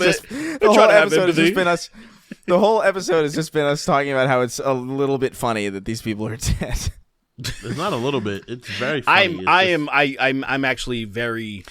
If I learn that it's confirmed that Ian Miles Chong has been arrested and he's about to be lashed 40 times or whatever they do, because they do a bunch of crazy shit over there in Southeast Asia. I think they tie. Yo, if you're found with marijuana, they kill you. Isn't that crazy? They marijuana they kill you. They can't execute you for having in Malaysia. In the Philippines, I know. I think in Indonesia for sure. Let's not be ignorant, but there is in Southeast Asia somewhere they have some very fucking strict marijuana laws. I think in all Muslim-controlled those states. Where is it? Singapore? No, Singapore. I may not be killed, but it's an extreme offense over there. Like you're getting in some serious shit over there if you get found. Their drug laws are very fucking strict. In Southeast Asia in general. Yeah. Okay, so he's probably not going to be executed, but he's probably going to go to jail for 3 years or face a really fucking crazy fine. So whatever. Yeah. I mean, we'll see. I just hope he finally stops like that, because this dude, especially with Elon interacting with him, he got boosted so much, and so much bullshit would just be, bro, like those people. Okay, so Joel Osteen, who's the giant piece of shit, right? His church just got shot up the other day. Yeah. His church got shot up. His church got shot up. There was a Mexican service about to start, and then this Mexican woman, she was crazy, schizophrenia, shit like that. Took a couple rifles and her fucking little son with her and was gonna shoot it up, but then these two cops that were off duty that were doing security, they killed her. Whoa. And the thing is, because she's a criminal, she's done a lot of criminal activity, so she's had aliases, different aliases to do criminal activity. Some of them were male, and because of that, right-wing media was like, oh, she's trans. Look, another trans shooter. And then those same people, the Ian Miles and the fucking Quartering, made a video about this shit just saying she's trans, even though the fucking cops came out and said, no, she's always identified as a woman. This is not a thing. Sorry, guys. And it's like, fuck these people, man. Fuck these people. These people are really fucking stupid. I also hate the idea. It's like, oh, look, another trans shooter. It's like, you wouldn't do this. How many white shooters have we had? And you 99% of them. It's so annoying. They never do it for those unfortunate white students that do these wild things, man. It's always I never saw this coming. One trans fucking shooter. He was so quiet and so nice, and it's so unfortunate we lost someone to the system. And then if it's a fucking person of color, they were a product of a bad environment and all. Yeah, I noticed that shit when I was a child. I noticed that about the news. I was like, that's weird. That's weird. Dude, that's weird. You know what's weird to me? How we can watch the same event unfoil and people can have two 100% different opinions. Different opinions. Dude, it's wild, I was trying to watch a live stream about the whole Vaush thing. I just wanted to get more information. I was trying to watch it on one of these commentary guys. I'll just say it was Tommy C. I was trying to let me see his take on it. Maybe he has more information about this shit. And he made a comment. This was before I knew about the shooting, but he said something like off the cuff, like he was like, "Man, every time you just look, there's just another trans shooter." And I was like, "What the fuck is he talking about?" And that's when I learned, later that he must be referring to this thing because he gets his news from fucking the Quartering and all these dumb assholes. Oh, wait, who? Tommy C. Oh, Shot from the Point? Yeah, Shot from the Point. So I was trying to watch that. He's such a fucking moron. Yeah, I was trying to. I really can't get over how stupid that guy is. It really is monumental. Look, I was just annoyed that he said that thing, and because I just didn't know that shooting happened yet, and I was like, what does he mean? Everywhere you look, and this is like, in his mindset, this shit happens every other day or all the time. What and I'm do you like, bro, mean by that? What do you mean by that? There's been one documented mass shooter in that happened to be trans, that one chick, that shot up that Christian school or whatever. There was that fat asshole that shot up a gay club in Colorado and trolled and said that he identifies as a woman or something. He trolled. He was a fat fucking guy with a beard that got stomped out by stilettos and shit. And this piece of shit was trying to be like, it's like it's the same as that subscribe to PewDiePie thing when that fucking asshole did that, like just trolling that piece of shit. And so all of a sudden there's this, there's so many trans shooters. I'm like, where? How the fuck did you believe this? It's crazy, dude. There's a certain point where you just, I don't know, man. You lose the plot, I think. Yeah. And I don't know what happens to people. I think I really wish I knew what it was. Yeah. That made people this way, because I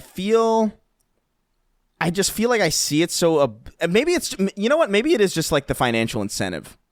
You know what I mean? Maybe there is like a financial incentive to do this stuff and to make clickbaity headlines, and then eventually you just sort of you kind of start drink your own Kool-Aid. Yeah, I think at some point maybe you start believing your own hype and you start deluding yourself. Yeah, but it really is something that should be fucking studied with these fucking invalids. They're so like.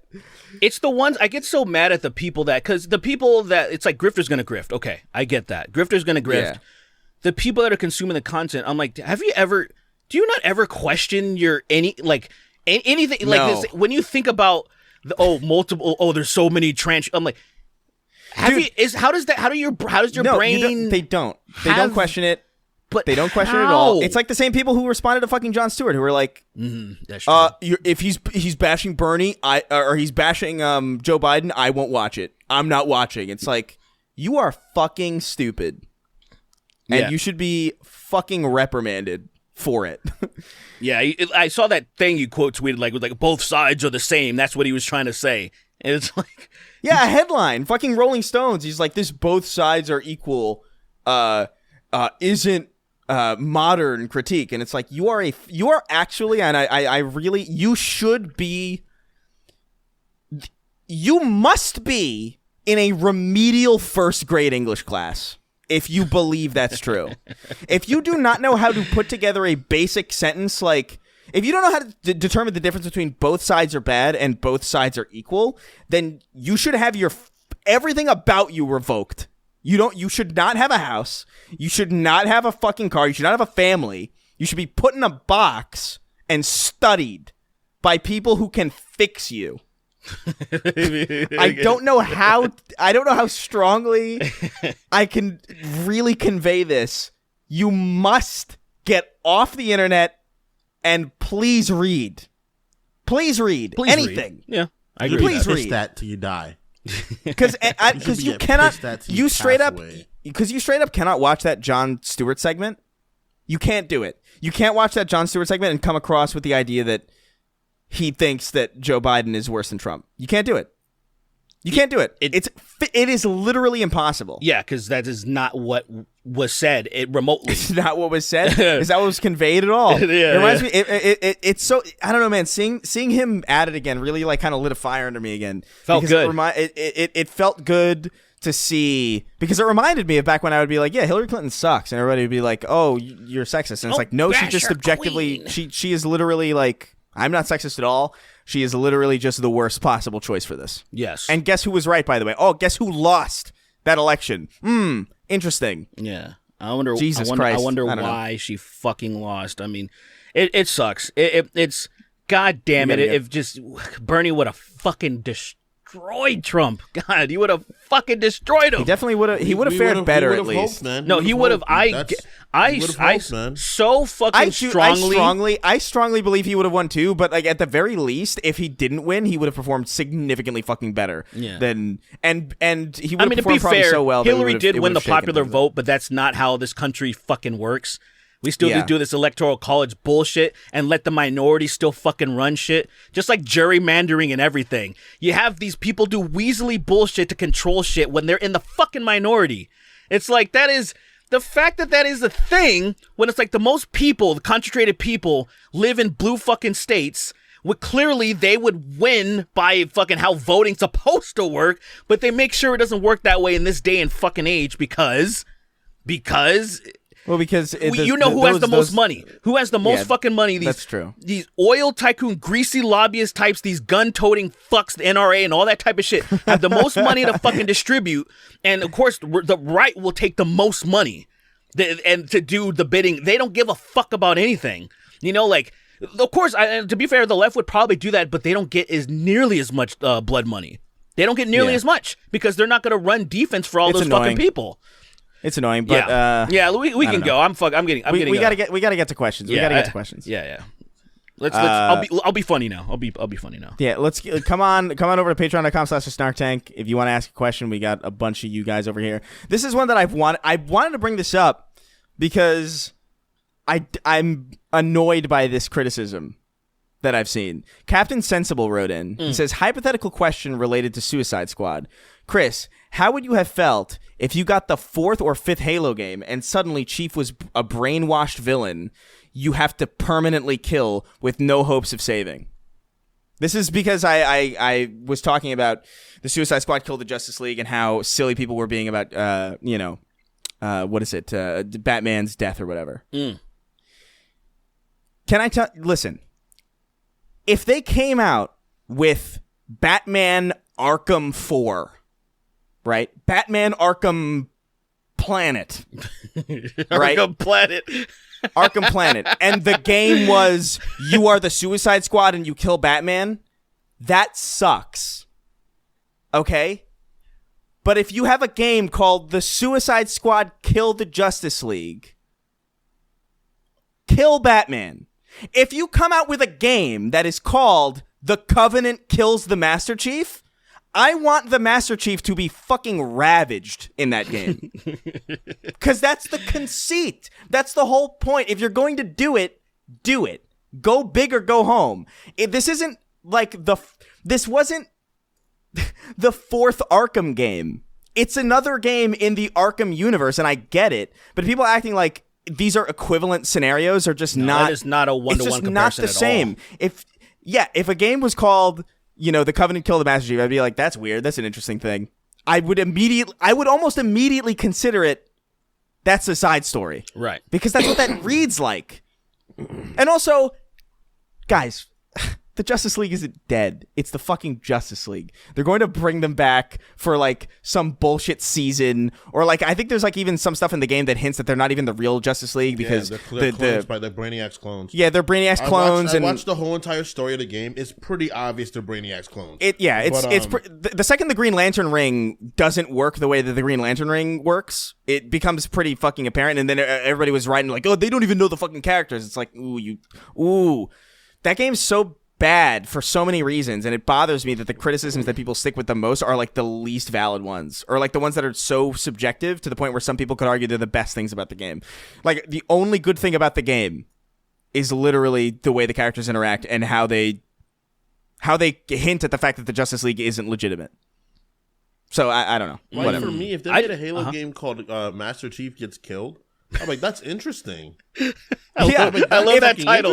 I love that title. Master Chief Gets Killed. If it's literally, it's like a Flash short's name. It's like a Flash short. Yeah, Master Chief Gets Killed. And dude, like, people were interesting. I might buy this. Dude, people were talking like, well, you were angry at Halo 5 because Master Chief was only in 3 missions out of 15, and it's like this is Halo 5. This is a mainline sequel to the main. And by the way, I didn't even hate that other character who was supposed. It's actually a great example because the whole conceit of that game was that you were hunting down the Master Chief because he was a traitor, and you were going to play both sides. You were going to play the chief and then the person who tries to kill him. Yeah. And then the game didn't end up being that. It just ended up being like Master Chief is the hero and everybody loves him. And I remember being like, this sucks. I wanted to try to I really did want to play as the team trying to kill the Master Chief. That sounds fucking sick. That sounds dope. So like, I don't know. I saw that a couple times, and like both on Sacred and on this, and I was just like, listen, I understand. I appreciate the criticism. It's a fair point, I guess, but like, I don't think you're thinking deeply enough about this in the context that you're trying to convey. Live in a world where people love characters too much. Do you think that's what's happening though? I love Spider-Man. I really love Spider-Man, but I realize I'm not on the spectrum, I think. So what happened is that when Spider-Man stories change and adapt and become different things, I don't feel betrayed by it. I'm like, oh, okay, cool. This will be something different. It might be cool. It might be not. You know, or what happened is that I feel like a lot of people don't actually like the characters. They like renditions of the characters. They get very attached to Raimi Spider-Man or like Spectacular Spider-Man without understanding these are characters that have been on for 60 plus fucking years. Like Batman, the Batman that we love is not the Batman's original character. Yeah. The Superman I love is not that. The Spider-Man I love, like, for me personally, right? Like, I've never been a huge fan of Raimi's Spider-Man because I think that Peter's not a huge character in that thing. But what's happening is Raimi knows Peter Parker from those early runs of Spider-Man. He is a Stan Lee Spider-Man fan. So he loves that version of him. I like the character in general, but I'm like, oh, I haven't pronounced particularly this favorite, but I'm not going to go ballistic when they change him. Spider-Man has died so many times. I've never been like, those punk-ass motherfuckers, they killed him. I don't think it's I'm just that like, whatever, deep, dude. That one's gone. The Spider-Man I love will still always be around. I'm be honest, dude. I think you're giving them too much credit. I really do. I think the criticism that these people are displaying are very shallow from what I've seen, and this is anecdotal, but from people I know that really enjoy the Justice League and that like comics and stuff like that, none of them are fucking freaking out. They're like, oh, this is interesting. None of them trip over those things. And I think this is very what I feel like, and I could be wrong, but I feel like I'm almost seeing, I'm seeing almost a return of the upset gamer in a way that. Like, I just saw a post today of there's a disclaimer before you play the Tomb Raider remastered games. And it's like, oh, some of these depictions are like fucked up. We don't condone them, but here you go. Now, I saw this on Disney too. I was watching Aladdin, and before Aladdin started, it said the same fucking shit, essentially. And me and Joe just were like, oh, that's stupid. And then we enjoyed the fuck out of Aladdin. So that's essentially. I saw people. It's also a way better alternative than you don't get to see this nerfing anymore. shit or taking it out. We're going to censor the shit out of this because it's fucking not okay. It's just a little disclaimer, and I was like, oh, that's dumb. And then I literally forgot about it. And then I saw this post blow up and people having all this discourse about that shit. And I'm like, this reminds me of that pronoun shit in Starfield.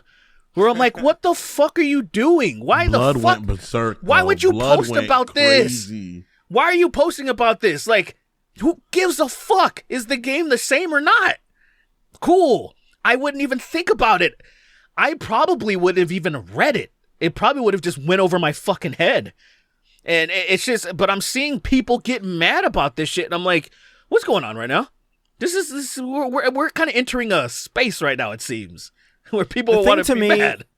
The thing to me that was like really annoying, like I just don't think people know how to separate concepts in their heads well enough when they're making criticism.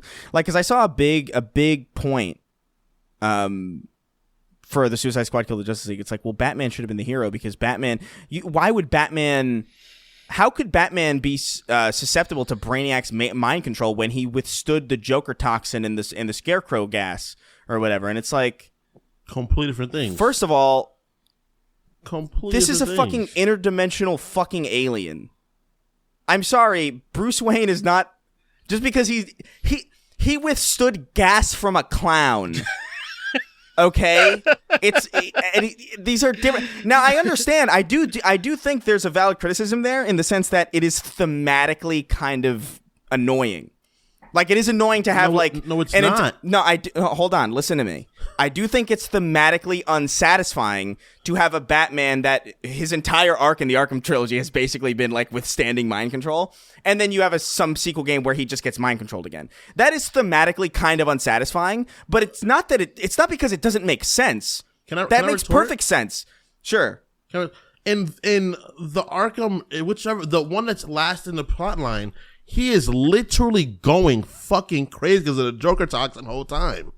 Right, but he's going bananas. Right, but the whole point of those games is that he overcomes. He's fighting it. He's fighting it, but he's also a person. No, but here's what I'm saying. It is what I'm saying is I do think it's thematically kind of unsatisfying to have him just brainwashed in the next game. I don't think it's because it doesn't make sense. This is a fucking interdimensional alien. A billionaire doesn't stand a chance. A better idea. This is why I hate what Batman has become. A better idea. A better idea would have been how about the Suicide Squad killed the Justice League and they're not mind controlled and evil. How about you just play the actual fucking villains? And the heroes are actually good guys, and you're trying to kill them anyway because you're the fucking Suicide Squad. What happened to that? Why? That's so much simpler. That would have been a way better concept, obviously. It's a way better idea. I don't know. It's weird. This is the problem with this shit. All right, it's shit of the story, right? Batman as a character is so fucking stupid now. The fact that they've built his character up to be so motherfucking ridiculous in the last, ever since the Dark Knight Rises era of Batman, the character has gone through such a ridiculous transformation into the I win everything because I'm Batman situation that it's so obnoxious. Like, what in God? What? He's kind of... He's just going to not be mind controlled? Because of what? His willpower? My guy, you're a person. They've nerfed him. You are literally a schizophrenic. You are a psychopath, dude. Your brain is already broken. This doesn't make sense. Dude, it's to be fair, they've kind of nerfed him. Mad. He's been nerfed since I was a kid, man. I was actually my biggest criticism of Batman was how the fuck does he always win? And I enjoyed Batman Beyond more because it made a hell of a lot more sense. Where Terry McGinnis was just trying to figure shit out. Terry McGinnis would get his ass kicked in every episode. And I liked it because he was very human in that sense where Batman would always figure... I liked Mask of the Phantasm because it was the closest other than fighting Clayface to where he's he got fucked up in the Mask of the Phantasm. Bro. He almost got fucking murdered. By Clayface, he almost died one time in the animated series. I thought that was pretty cool, but he would almost always be perfect. And as a kid, I'm a little dumb kid, and I recognize this. I'm watching Power Rangers, and they get fucked up every episode, but they always win, because obviously. And I just kind of was I don't like how nerfed this guy is. He's a fucking human, and he's too smart, too calculated. It was annoying, and that's actually what I liked a lot about. That's actually what I liked a lot about the Batman, that movie with Robert Pattinson, is because he's just kind of bumbling a little bit. I like it because it's the beginning of him doing it, and he doesn't know Spanish, bro. That broke my heart. I was like, Batman doesn't know fucking Spanish. The second most spoken language in America. He doesn't fucking know that. He probably knows how to order. He knows how to tell his maid to leave. He knows how to fucking autistically fucking turn a fucking Rutuba Tupesto Katana, but he doesn't know Spanish. What the fuck is going on? What is this? It is that is extremely stupid. Yeah, and it's just stuff like that. I've been a Batman fan for a long time, right? I've been pre-crisis, post-crisis. Sure. Batman. I'm a fan of both of them. I enjoy Batman. I enjoy New 52 Batman the most because he's the most sort of grounded. But then he has his moments where he re-enters the atmosphere from space in just his bat suit, and it's that's.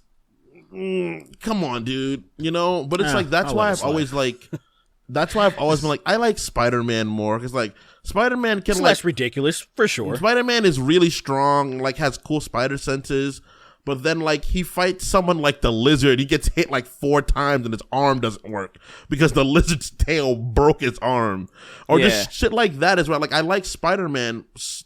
Marvel gives you the more humans with these abilities trying to do better. And DC is oh, I'm a god. And then the guy that's not a god is the most god-like somehow. And it's that doesn't make any... I can't do this for very long. Sure. It's super... You have to really suspend your disbelief. You have to do it in general for everything, right? In the comic book realm and superhero realm. But for Batman in particular. And I was so satisfied with the Arkham series before that I just could not. I didn't care about the outcome of this game in a way that it just. I'm it's unlike. It's kind of like the way I feel about. I don't know. Almost I guess other people would say Star Wars or something, where it's this ended a long time ago for me, man. They could whatever new shit that comes out, the Arkham games 2015. That was almost 10 years ago. Like, that universe is closed to me. Right. Like, that's over. That's over and done with. So if you're going to add shit to it, you can do that, but I'm immediately going to... That is extra shit. You know, that's bonus. That might as well be deleted scenes or, like, bonus features from a DVD. Right. Because Not to mention, I feel like... It's just not. I agree. I feel like I have to understand this, right? Like, because they add something that may have changed where your character ends up, it does not ruin the things that happened before with it. Yes, it does. Like, it doesn't. Like, your character is still your character. You know, you still have those things you can look back on fondly. Those I really games like it. still exist. At this point, I didn't like it. At this point, I didn't like the thing. Dude, That's Arkham fine. Asylum, Arkham City, Arkham Knight, despite the dumb car, great And fucking Origins games. too, man. I fucking love Yeah, Arkham City. I actually never played Origins.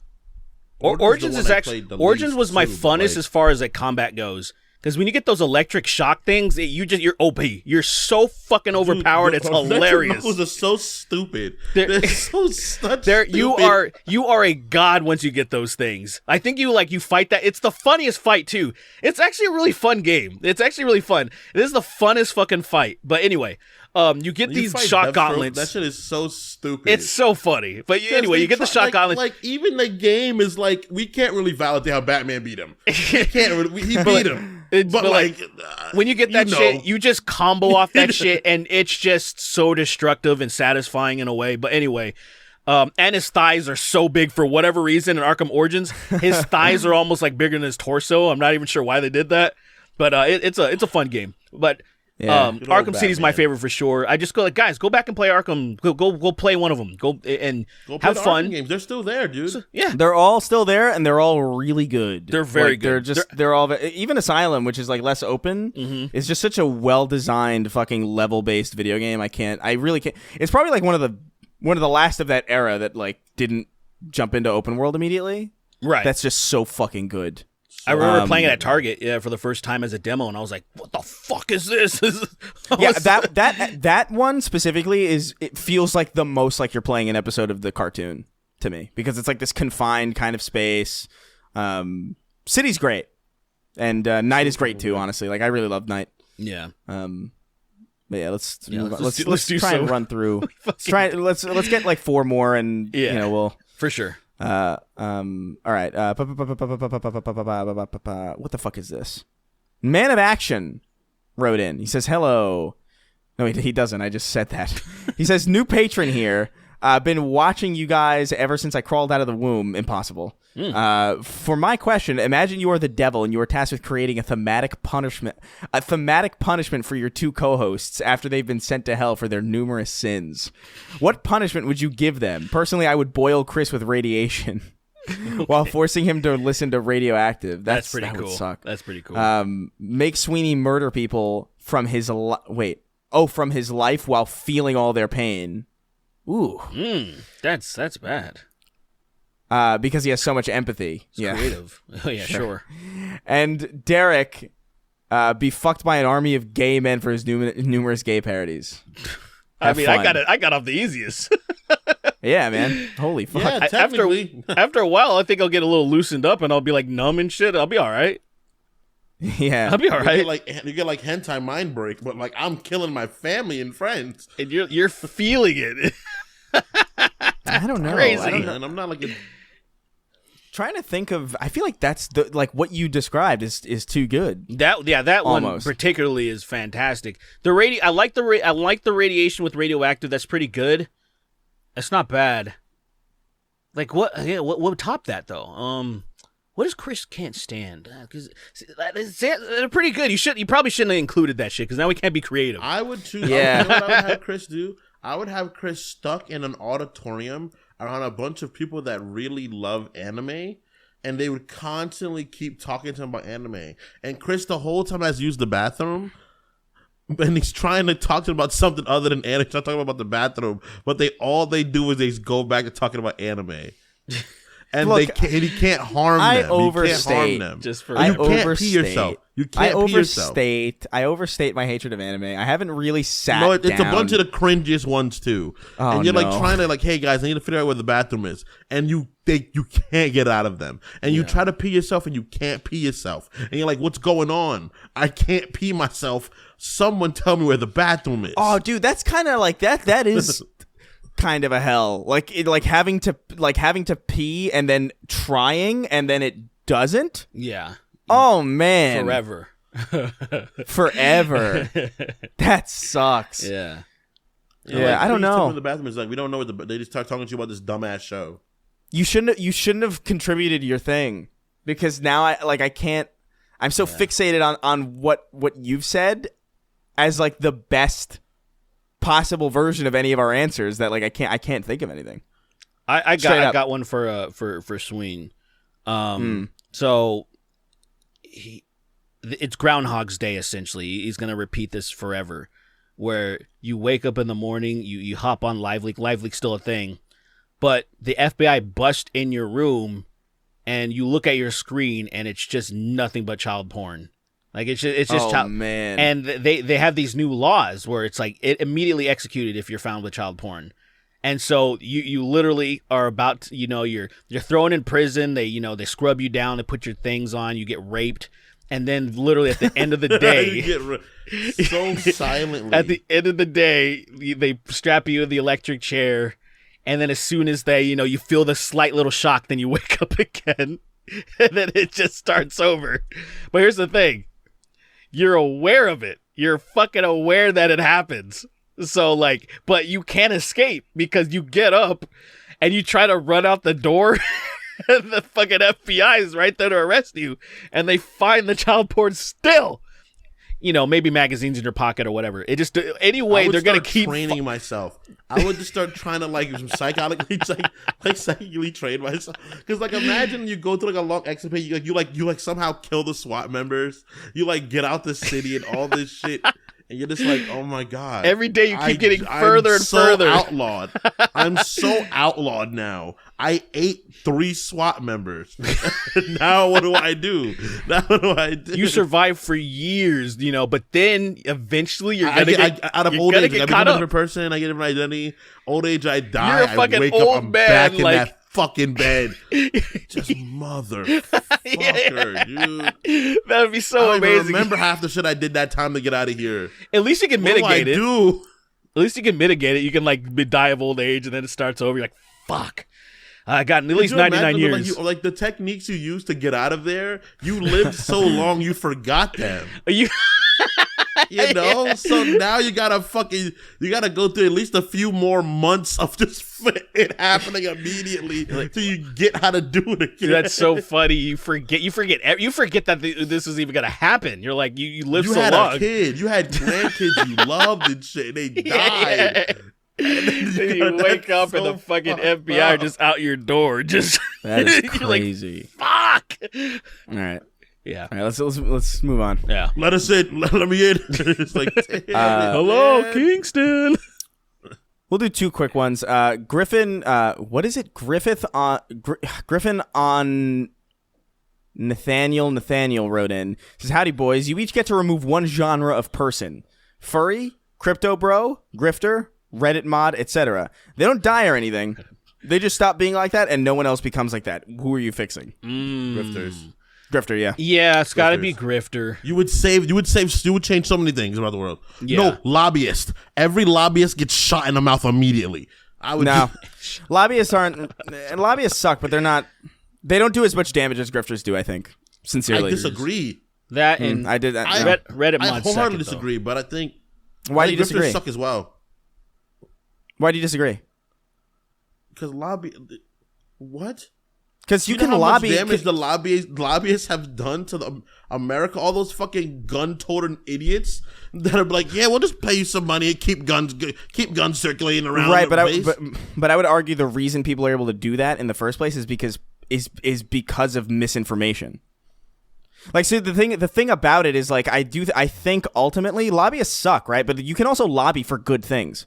Of course. You know, like you can lobby for positive things. I don't think you like can that never really. happens, but yeah, I guess you're right. Technically, I mean, you can you absolutely like. Have you ever negotiated for like a raise for yourself? It's like that's like a form of these that's are not lobbying. That's different. No, but listen, you're not listening. It's not inherently like lobbying by itself is not inherently like that's not inherently a problem. Lobbying isn't inherently evil, but I feel like it's only ever been used to do bad shit. I don't know. There's only so many lobbyists. There's so many grifters. I think like the problem with grifters is that like a grifter will convert somebody into an undying sycophant of someone who will lobby. These are people who like they spread. It's so much worse to spread misinformation for financial gain than it is to just, you know, advocate for something. Like I don't know. I guess you can. You stop the problem. You nip it in the butt if you get rid of the grifters to where they people won't be susceptible to the lobbyists, or at least people in the government would be susceptible still because they're getting a lot of money weighed at them. But then the people would get them be the a lot fuck wiser. out of there. They would be like, "Get the fuck out of here, you bitch!" Just bitch. And bitch, you fucking bitch. And last one, Lexi wrote in and says, "Hey, baby boys, I just saw Rise Against on tour for the first time, and honestly, I have to say it's been my favorite concert experience of all time. Completely blew me away. And the indifferent friend I dragged along has now been converted to a full believer. My question is this: what show or event have you been dragged to that you were not interested in but ended up being a huge fan of?" My first concert ever. Was that Paramore? I went to see Paramore for Riot, and I was like, "This is awesome." Yeah, that's cool. I wish I would have saw Paramore for Riot. That would have been awesome. Never saw those bitches. Those bitch ass niggas. I don't know. I don't think I've ever went to a show that I wasn't a fan of. Like I've never been dragged to a concert that I didn't already explicitly want to go to. I got hauled off to that concert. It was a girl I liked. I was like, I gotta. Similar to me in Twilight though as well too. Like a lot of the things I like is because girls liked it, and I knew that since girls liked it, I have to find a way and in to talk to these bitches. So I would like watch all this shit or go to these things, and I'm like, fuck, I actually like this. And now my girlfriend's like, why do you like that stuff? And I'm like, don't worry about it. It's gonna take way too long for me to explain to you. Paramore is good. I enjoy Twilight so much more than you do, as much as you do. Like that's like every month or so we watch those movies together and laugh at them. Dude, Decode is so good. Decode is I would say that movie's so stupid. I think it's the best song. You gotta sift through 2 hours of idiocy for fucking 4 minutes of a good song. That is true. Yeah, I don't know. Maybe I need to watch this movie. I hadn't seen them since I think one of them was in a dollar theater. I saw one of them. I think the third one. Yeah, I saw the third one in a dollar theater. My jackass friend threw a soda at the fucking screen. And then so it was just a spot splashed on the screen. Yo, that is crazy. That is so stupid. I couldn't believe that he did that. I wonder if he remembers that shit. I gotta hit him up. But can you remember when you fucking did this, you piece of shit? Because I've never done anything like that before. It was wild. Just all right. That's I want to scream the N-word during a movie. Like while it's how just get up and scream like a slave movie too. Like while everything's happening and like right before the character says that's gonna say it, I stand up and scream it. Well, yeah, don't worry. There's always at least one slave movie a year. Yeah, I think we're up to like 17 years a slave or something. 45 year a slave. Can you imagine if they just did one, like every sequel is like one more year? Like one more year in the character's life? No, it's like 13 years a slave, 14 years a slave, and then they come out once a year. It's like fucking... Yeah, it's like Saw, essentially. That makes me so... That movie was so sad, dude. That movie was so... Well, Saw? Yeah, Saw was so sad. Ow! I was just like, Jesus shit. Oh, God. I was like, man, how many Saws are there? American blacks have it rough. Well, yeah, obviously. Y'all just have it real obviously. bad. How many Saws have you seen?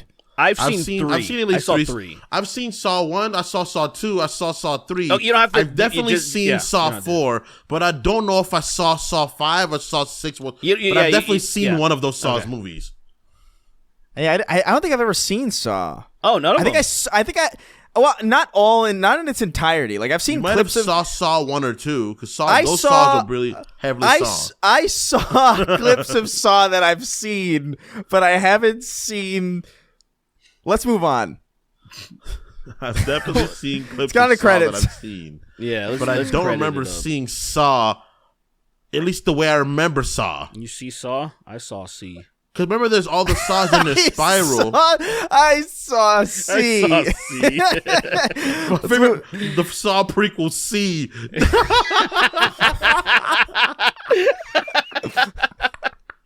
That should have been what the Chris Rock one was. C. C. No, that would have been Seat. That would have been Seat because this was a black character as a main character. All right. Let's read the fucking credits. Let's get the fuck out of here. Thank you for watching or listening or however, whatever it is. Remember to leave us some fucking reviews on these godforsaken podcast services. Don't make me come to your house and trip you down the stairs. Most of you probably don't have stairs. It's a dire time out there. Yeah. But, Damn. We'll move on. These are our $25 and up patrons. These are our warriors who keep us trucking. All right? Yeah. Dankeschön, my nigga. 3, 2, 1. Mick Jackal, to the tune of Marshall Mathers. You see, I'm a fucking F-slur. I fuck the regular guys. I like to ride till they bust up in me. I don't think I know what the tune of Michael. I'm just Marshall Mathers. I'm just a regular guy. I don't know why all the fuss about me. Oh, okay, yeah. I don't really like that song, honestly. For real? But yeah, I think I don't hate it, but it's not one that I jump to, you know? That's actually one of my favorites on there. Hold on one. Really? I like how he said it's been a while since I've heard it, says to be the fair. F slur for no fucking reason in the middle of the song. And it's like my favorite part. It's That was like my favorite there's version a of Eminem, pause, and then he just says it, and I'm like, why did he say that? I think there's like a quota or something. It's fucking weird. I miss old M, bro. I miss that era of like Grant. I'm gonna listen to that shit when I get out of here. I'm probably saying that now. I'm probably saying I miss that era of Eminem, and then I'll hear it and I'll be like, this is a bit much. But Yeah. When he talks about whatever. I'm a homosexual. I just lost all my. I was gonna do some improv thing and I immediately lost all interest because it's so late and I'm so hungry. Gay Nardwar goes gluck gluck gluck gluck wak wah. I don't know. How do you make the names longer? It won't let me. Thanks, Jack, the world's flattest Maori. I don't know, a fattest Maori. A realistic RTS game where you have to handwrite letters to the families of your fallen soldiers. That's crazy. Holy shit. That'd be a wild mechanic. I could see like Kojima doing that in like Metal Gear Solid 5 or whatever. Yeah, right. Like that seems like a very, you gotta write. Like you gotta file insurance in fucking Metal Gear Solid 5. The people you try to, what is it called when you knock people out and you take them into the air, they just get you into Fulton. the sky? Yeah. Fulton. When you fall people and they die in the middle of the thing, you gotta write out their tax forms and send an apology to their family members. God, I would play the shit out of that. Cornhole me Dutch. Big meaty stinks. Andy the man whose handies are S tier and dandy. The Chiefs gangbanging Taylor Swift. Okay, fine. Chris doesn't look that much like Julia Louis-Dreyfus. They just have pointy chins. I can imagine them tossing Taylor Swift in there, bro. Yeah, dude. You know they did her too. like a pizza, bro. You know they did. Do I have a pointy chin? I feel like I don't have a pointy chin. You got a sharp chin, don't you? But I don't know if it's pointy. You got a bit of a pointy chin. Is it like pointy or is it sharp? I feel like there's a difference. It's not jagged. It's not like a jagged chin, but it's a bit of a you're not like a Dorito or something. All right. Yeah, okay, good. As long as I'm not a Dorito. Heath only getting a warning for doing 120 in a 75. Oh, Devin sucking 11. He's just another gay hole about to be white again. Sucking 11. I don't get is he sucking that chick from that what's that show called again? Oh, Stranger Things. Yeah. Is that what he means? I hope it's the later season. Jesus fucking Christ. Drizzy Drake's Drizzler. Did Sweeney get his curtains delivered by camel yet? He did. He did. The camel We're showed recording up. We're recording this at night, so it doesn't really matter. But I do like that the second he gets his curtains, they don't matter. This is our new recording schedule. This is our new recording schedule. We record at fucking 9:00 at night. Homeless trans femme who has a town insider made her come on her period. Standing ovation. Whoa. That is. Whoa. Are you under the? Look, I don't know why the. Why are you under the impression that is difficult?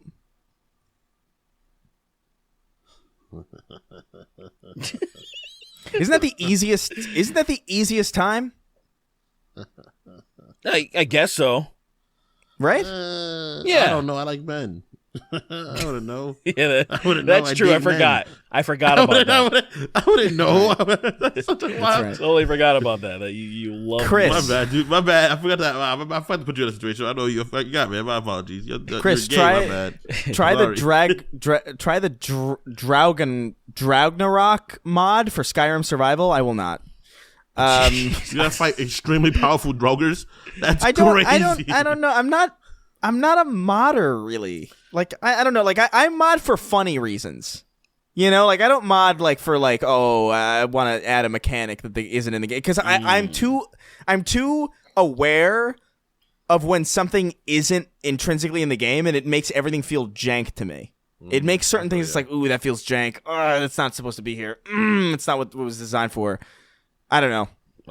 Yeah, I I'm a bitch definitely for that. modded my Skyrim last time I played to like I tripled the enemy like density of the like the open world, That is crazy. and that was fun, How many times did you get mogged by fucking wolves or skeevers? bro. Literally, I would shoot the sun out with the fucking bow, and there'd be like 3 vampires running up and down every time. It was insane. Yo, And honestly, I couldn't kill all of them. I just wasn't strong enough. So I'd kill one, and I would leave town, and it'd be a mess when I get back. dude, I have to say, shooting the bow at the moon in Skyrim and having that whole thing happen is probably one of the coolest things that I can remember from video games. It's definitely something that never happened. Like, you can't do that in games, moment. Yeah, I was That's like, not how that works. I was like, this is fucking so cool.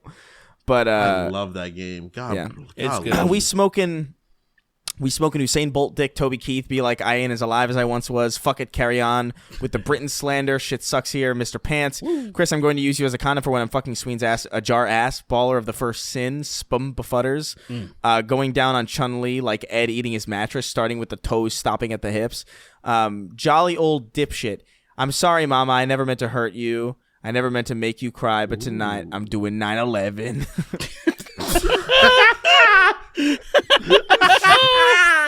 That's so stupid. I do like the ones that are just mostly the song and then the end is And just then it's fun. just some bullshit. I like the laziness inherent to that, but there's I'm sorry, mama. It's very good. It makes meant to the hurt punchline. It makes the punchline stand out. Once had a cock up to my jaw. They said I wasn't gonna suck it. Topher laser pistol, cipher graph. Gay Peter Parker be like, I'm gonna put some dick in your mouth. Cracker rot. Nagita and Piccolo team up to fight Majin Ju. Yes, sir. Yes, sir. I like that one. Another one bout to bust. Another one bout to bust. And another fat dong. And another fat dong. Another one bout to bust. Very good. That's pretty good. Very good. There's something workable in there. Another one bout the bust. Gandalf one drunk crowned, driving a another one Ford crowned. F-150 while the Fellowship gets hot and steamy in the back. Ayo, my name's Colin Moriarty. I'm going to need a jug for all this squirt I'm about to produce. I'm 1, 2, 3 men at the door. 1 cock, 2 cock, 3 cock, 4. 4 cock, 3 cock, 2 cock, 1. Your cock, his cock, your cocks come. That's pretty good. That's not bad at all. Not bad. That's good. I love the idea of people calling their friends the Fellowship.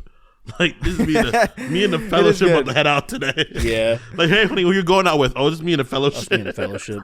I do like when we had designations for what. Do you remember when we all lived like pretty much adjacent to each other? Yeah. And we had like designations. Like, like we had House like A this and is House B. This is well we had like this is that was Beta House or whatever. Like Joe's house was Beta House. Beta House. And we had Alpha House. But no one ever called it his alpha house. We just called them beta house. Sweeney's superpower is being confidently wrong. Back to tank of cum. Caucasian container, the Cracker Barrel for gays. Donald Trump burping on Dom's clit. Clamping open your eyelids to come on their eyeballs. We found love in a homo place. She pipkin on my pippa. Possum can't smell, and Chris is kind of right. You got a fat cock. I got a plan to bustin' a queer. Been working at the penis store. Managed to spray a little bit of cummy. I don't know, man. I don't even know what's being said anymore. Average clit energy. What starts with my Hellcat is a push to start and ends with ER. Just the hard R. Star Coffee. Yo, I can work on Gangsta Quest.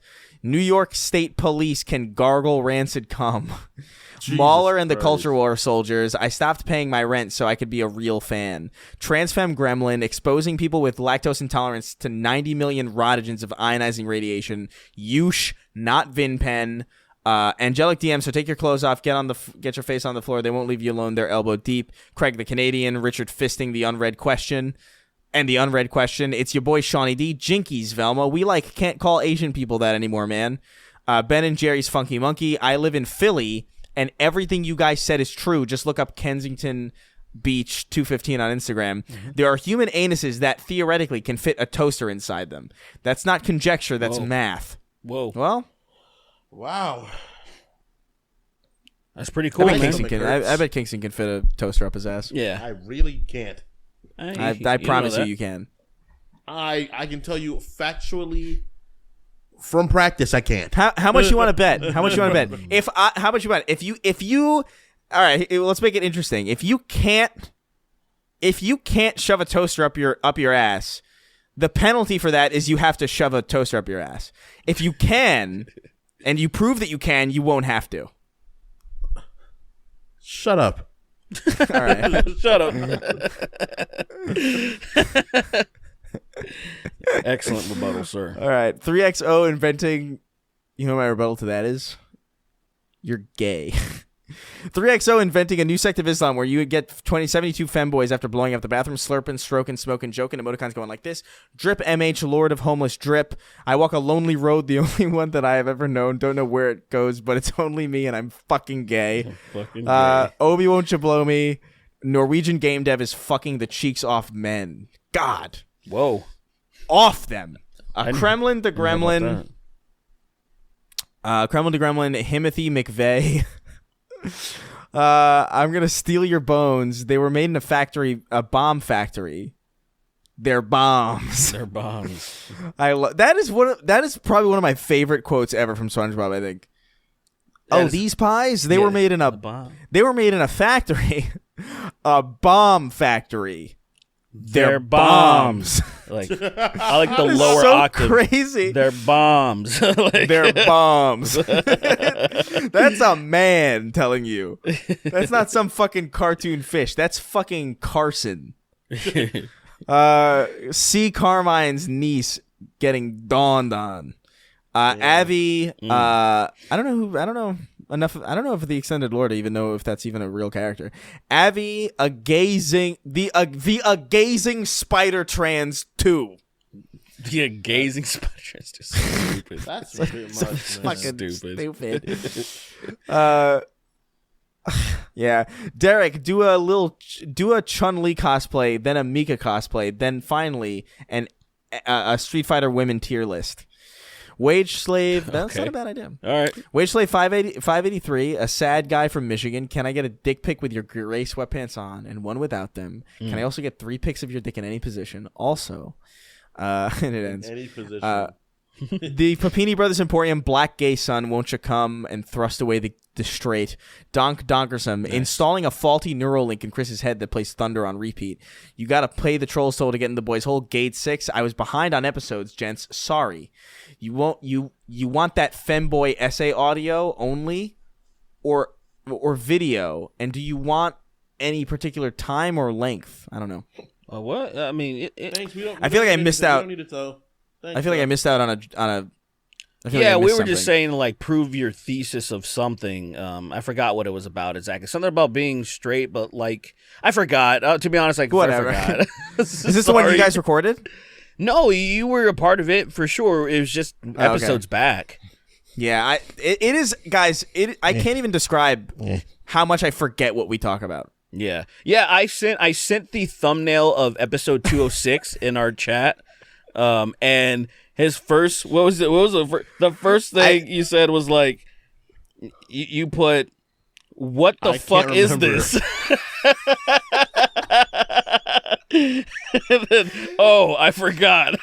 Cause I looked at it and it was Jim Carrey's Riddler with all the Siemens on it, but like sperm all over him. But at first I didn't see like I looked at it through like I don't know. I was tired and I kind of glanced at it and I didn't see the tails on the sperm, so it just looked like he was covered in eggs.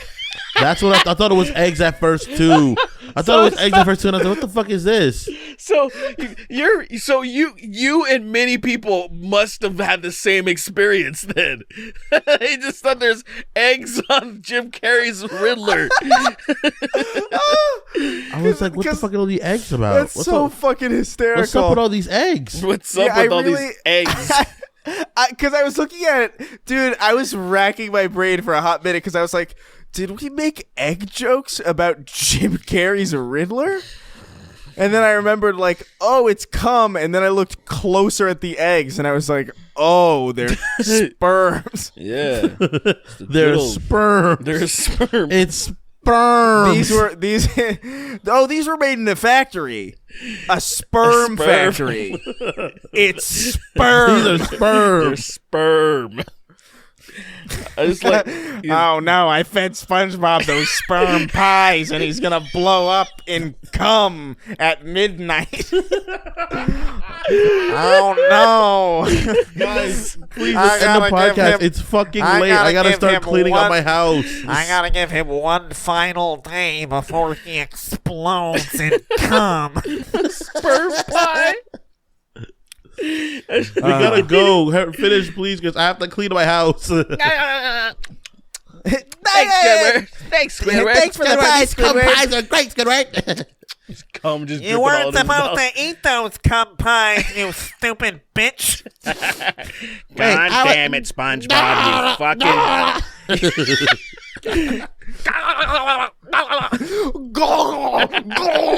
SpongeBob, you dumb nit. And then the episode ends. You absolute retard, SpongeBob. Now you're going to kill everybody in Bikini Bottom. You thought those pies weren't cum? We're going to call you Cum-Bob now. Well, if it isn't cum Bob, cum pants back from the cum store. Cum Bob,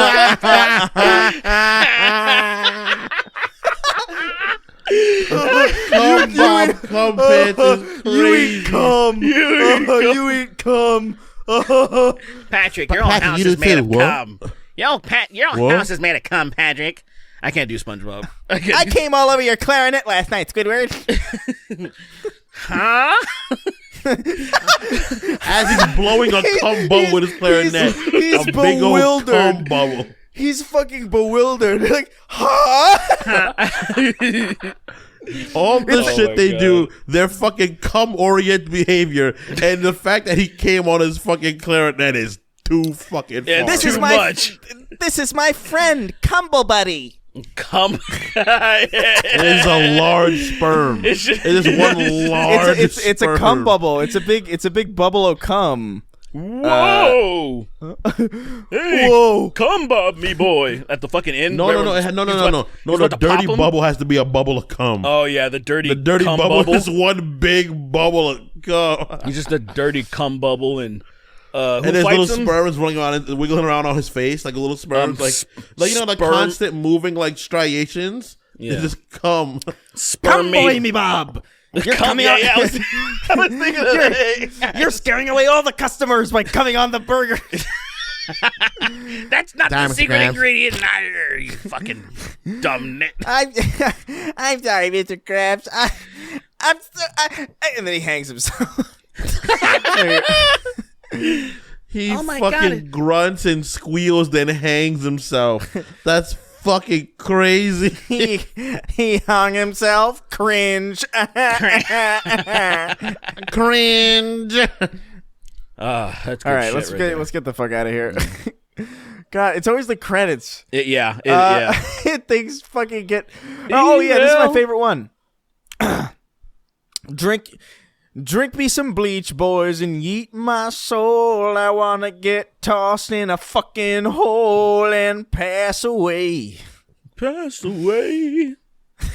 Mordecai Jameson sounds like a nerd. Kingston Jameson sounds like he moves weight. You and your cousin should change names.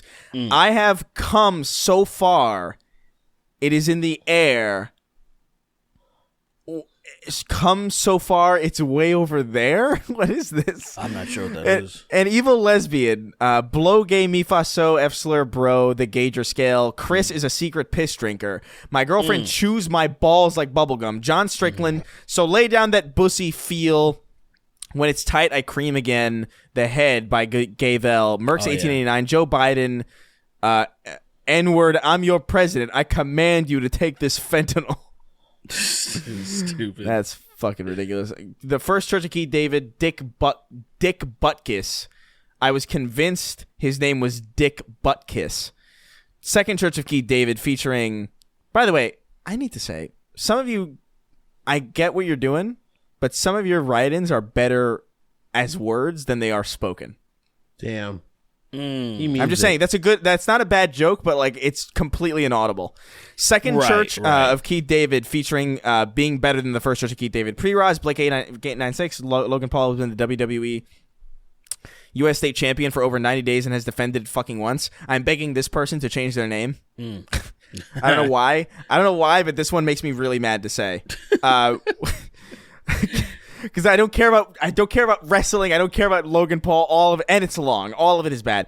What would you say if I throated your wood? Just grab on this dick. You didn't even get laid. I said that sounds pretty gay. Booker T calling Hulk Hogan the N-word live on TV and immediately regretting it. I love Little it dish so rag. much. I love that Lost so my much. job at Kohl's because they caught me playing with the mannequin's boobs. Alaskan oilfield trash. Texas tater salad. Vince McMahon shitting on JoJo's head while Derek watches with a yoo-hoo. Sue Hulk. Tickle my ass hairs. Nikki Ziggy. 24-year-old cum. A roughly human-shaped pile of red flags. Wicket 909. Jackson DuPont, Badly Brave, Hugger Derek, Duck Hunt, the Jiu-Jitsu Master slowly but inevitably mounting you, Aetherian, Progerian Hunter, Melvis won the angriest crowd, enjoying the view from the Dealey Plaza on the 6th floor. And as always, The king of vast bastards. The king of rat bastards. the king of rat, Rat bastard. the king of haphazard. God bless. The Bye, guys. king Remember, of every time you go to sperm. bed, I'm closer to you than you think you are.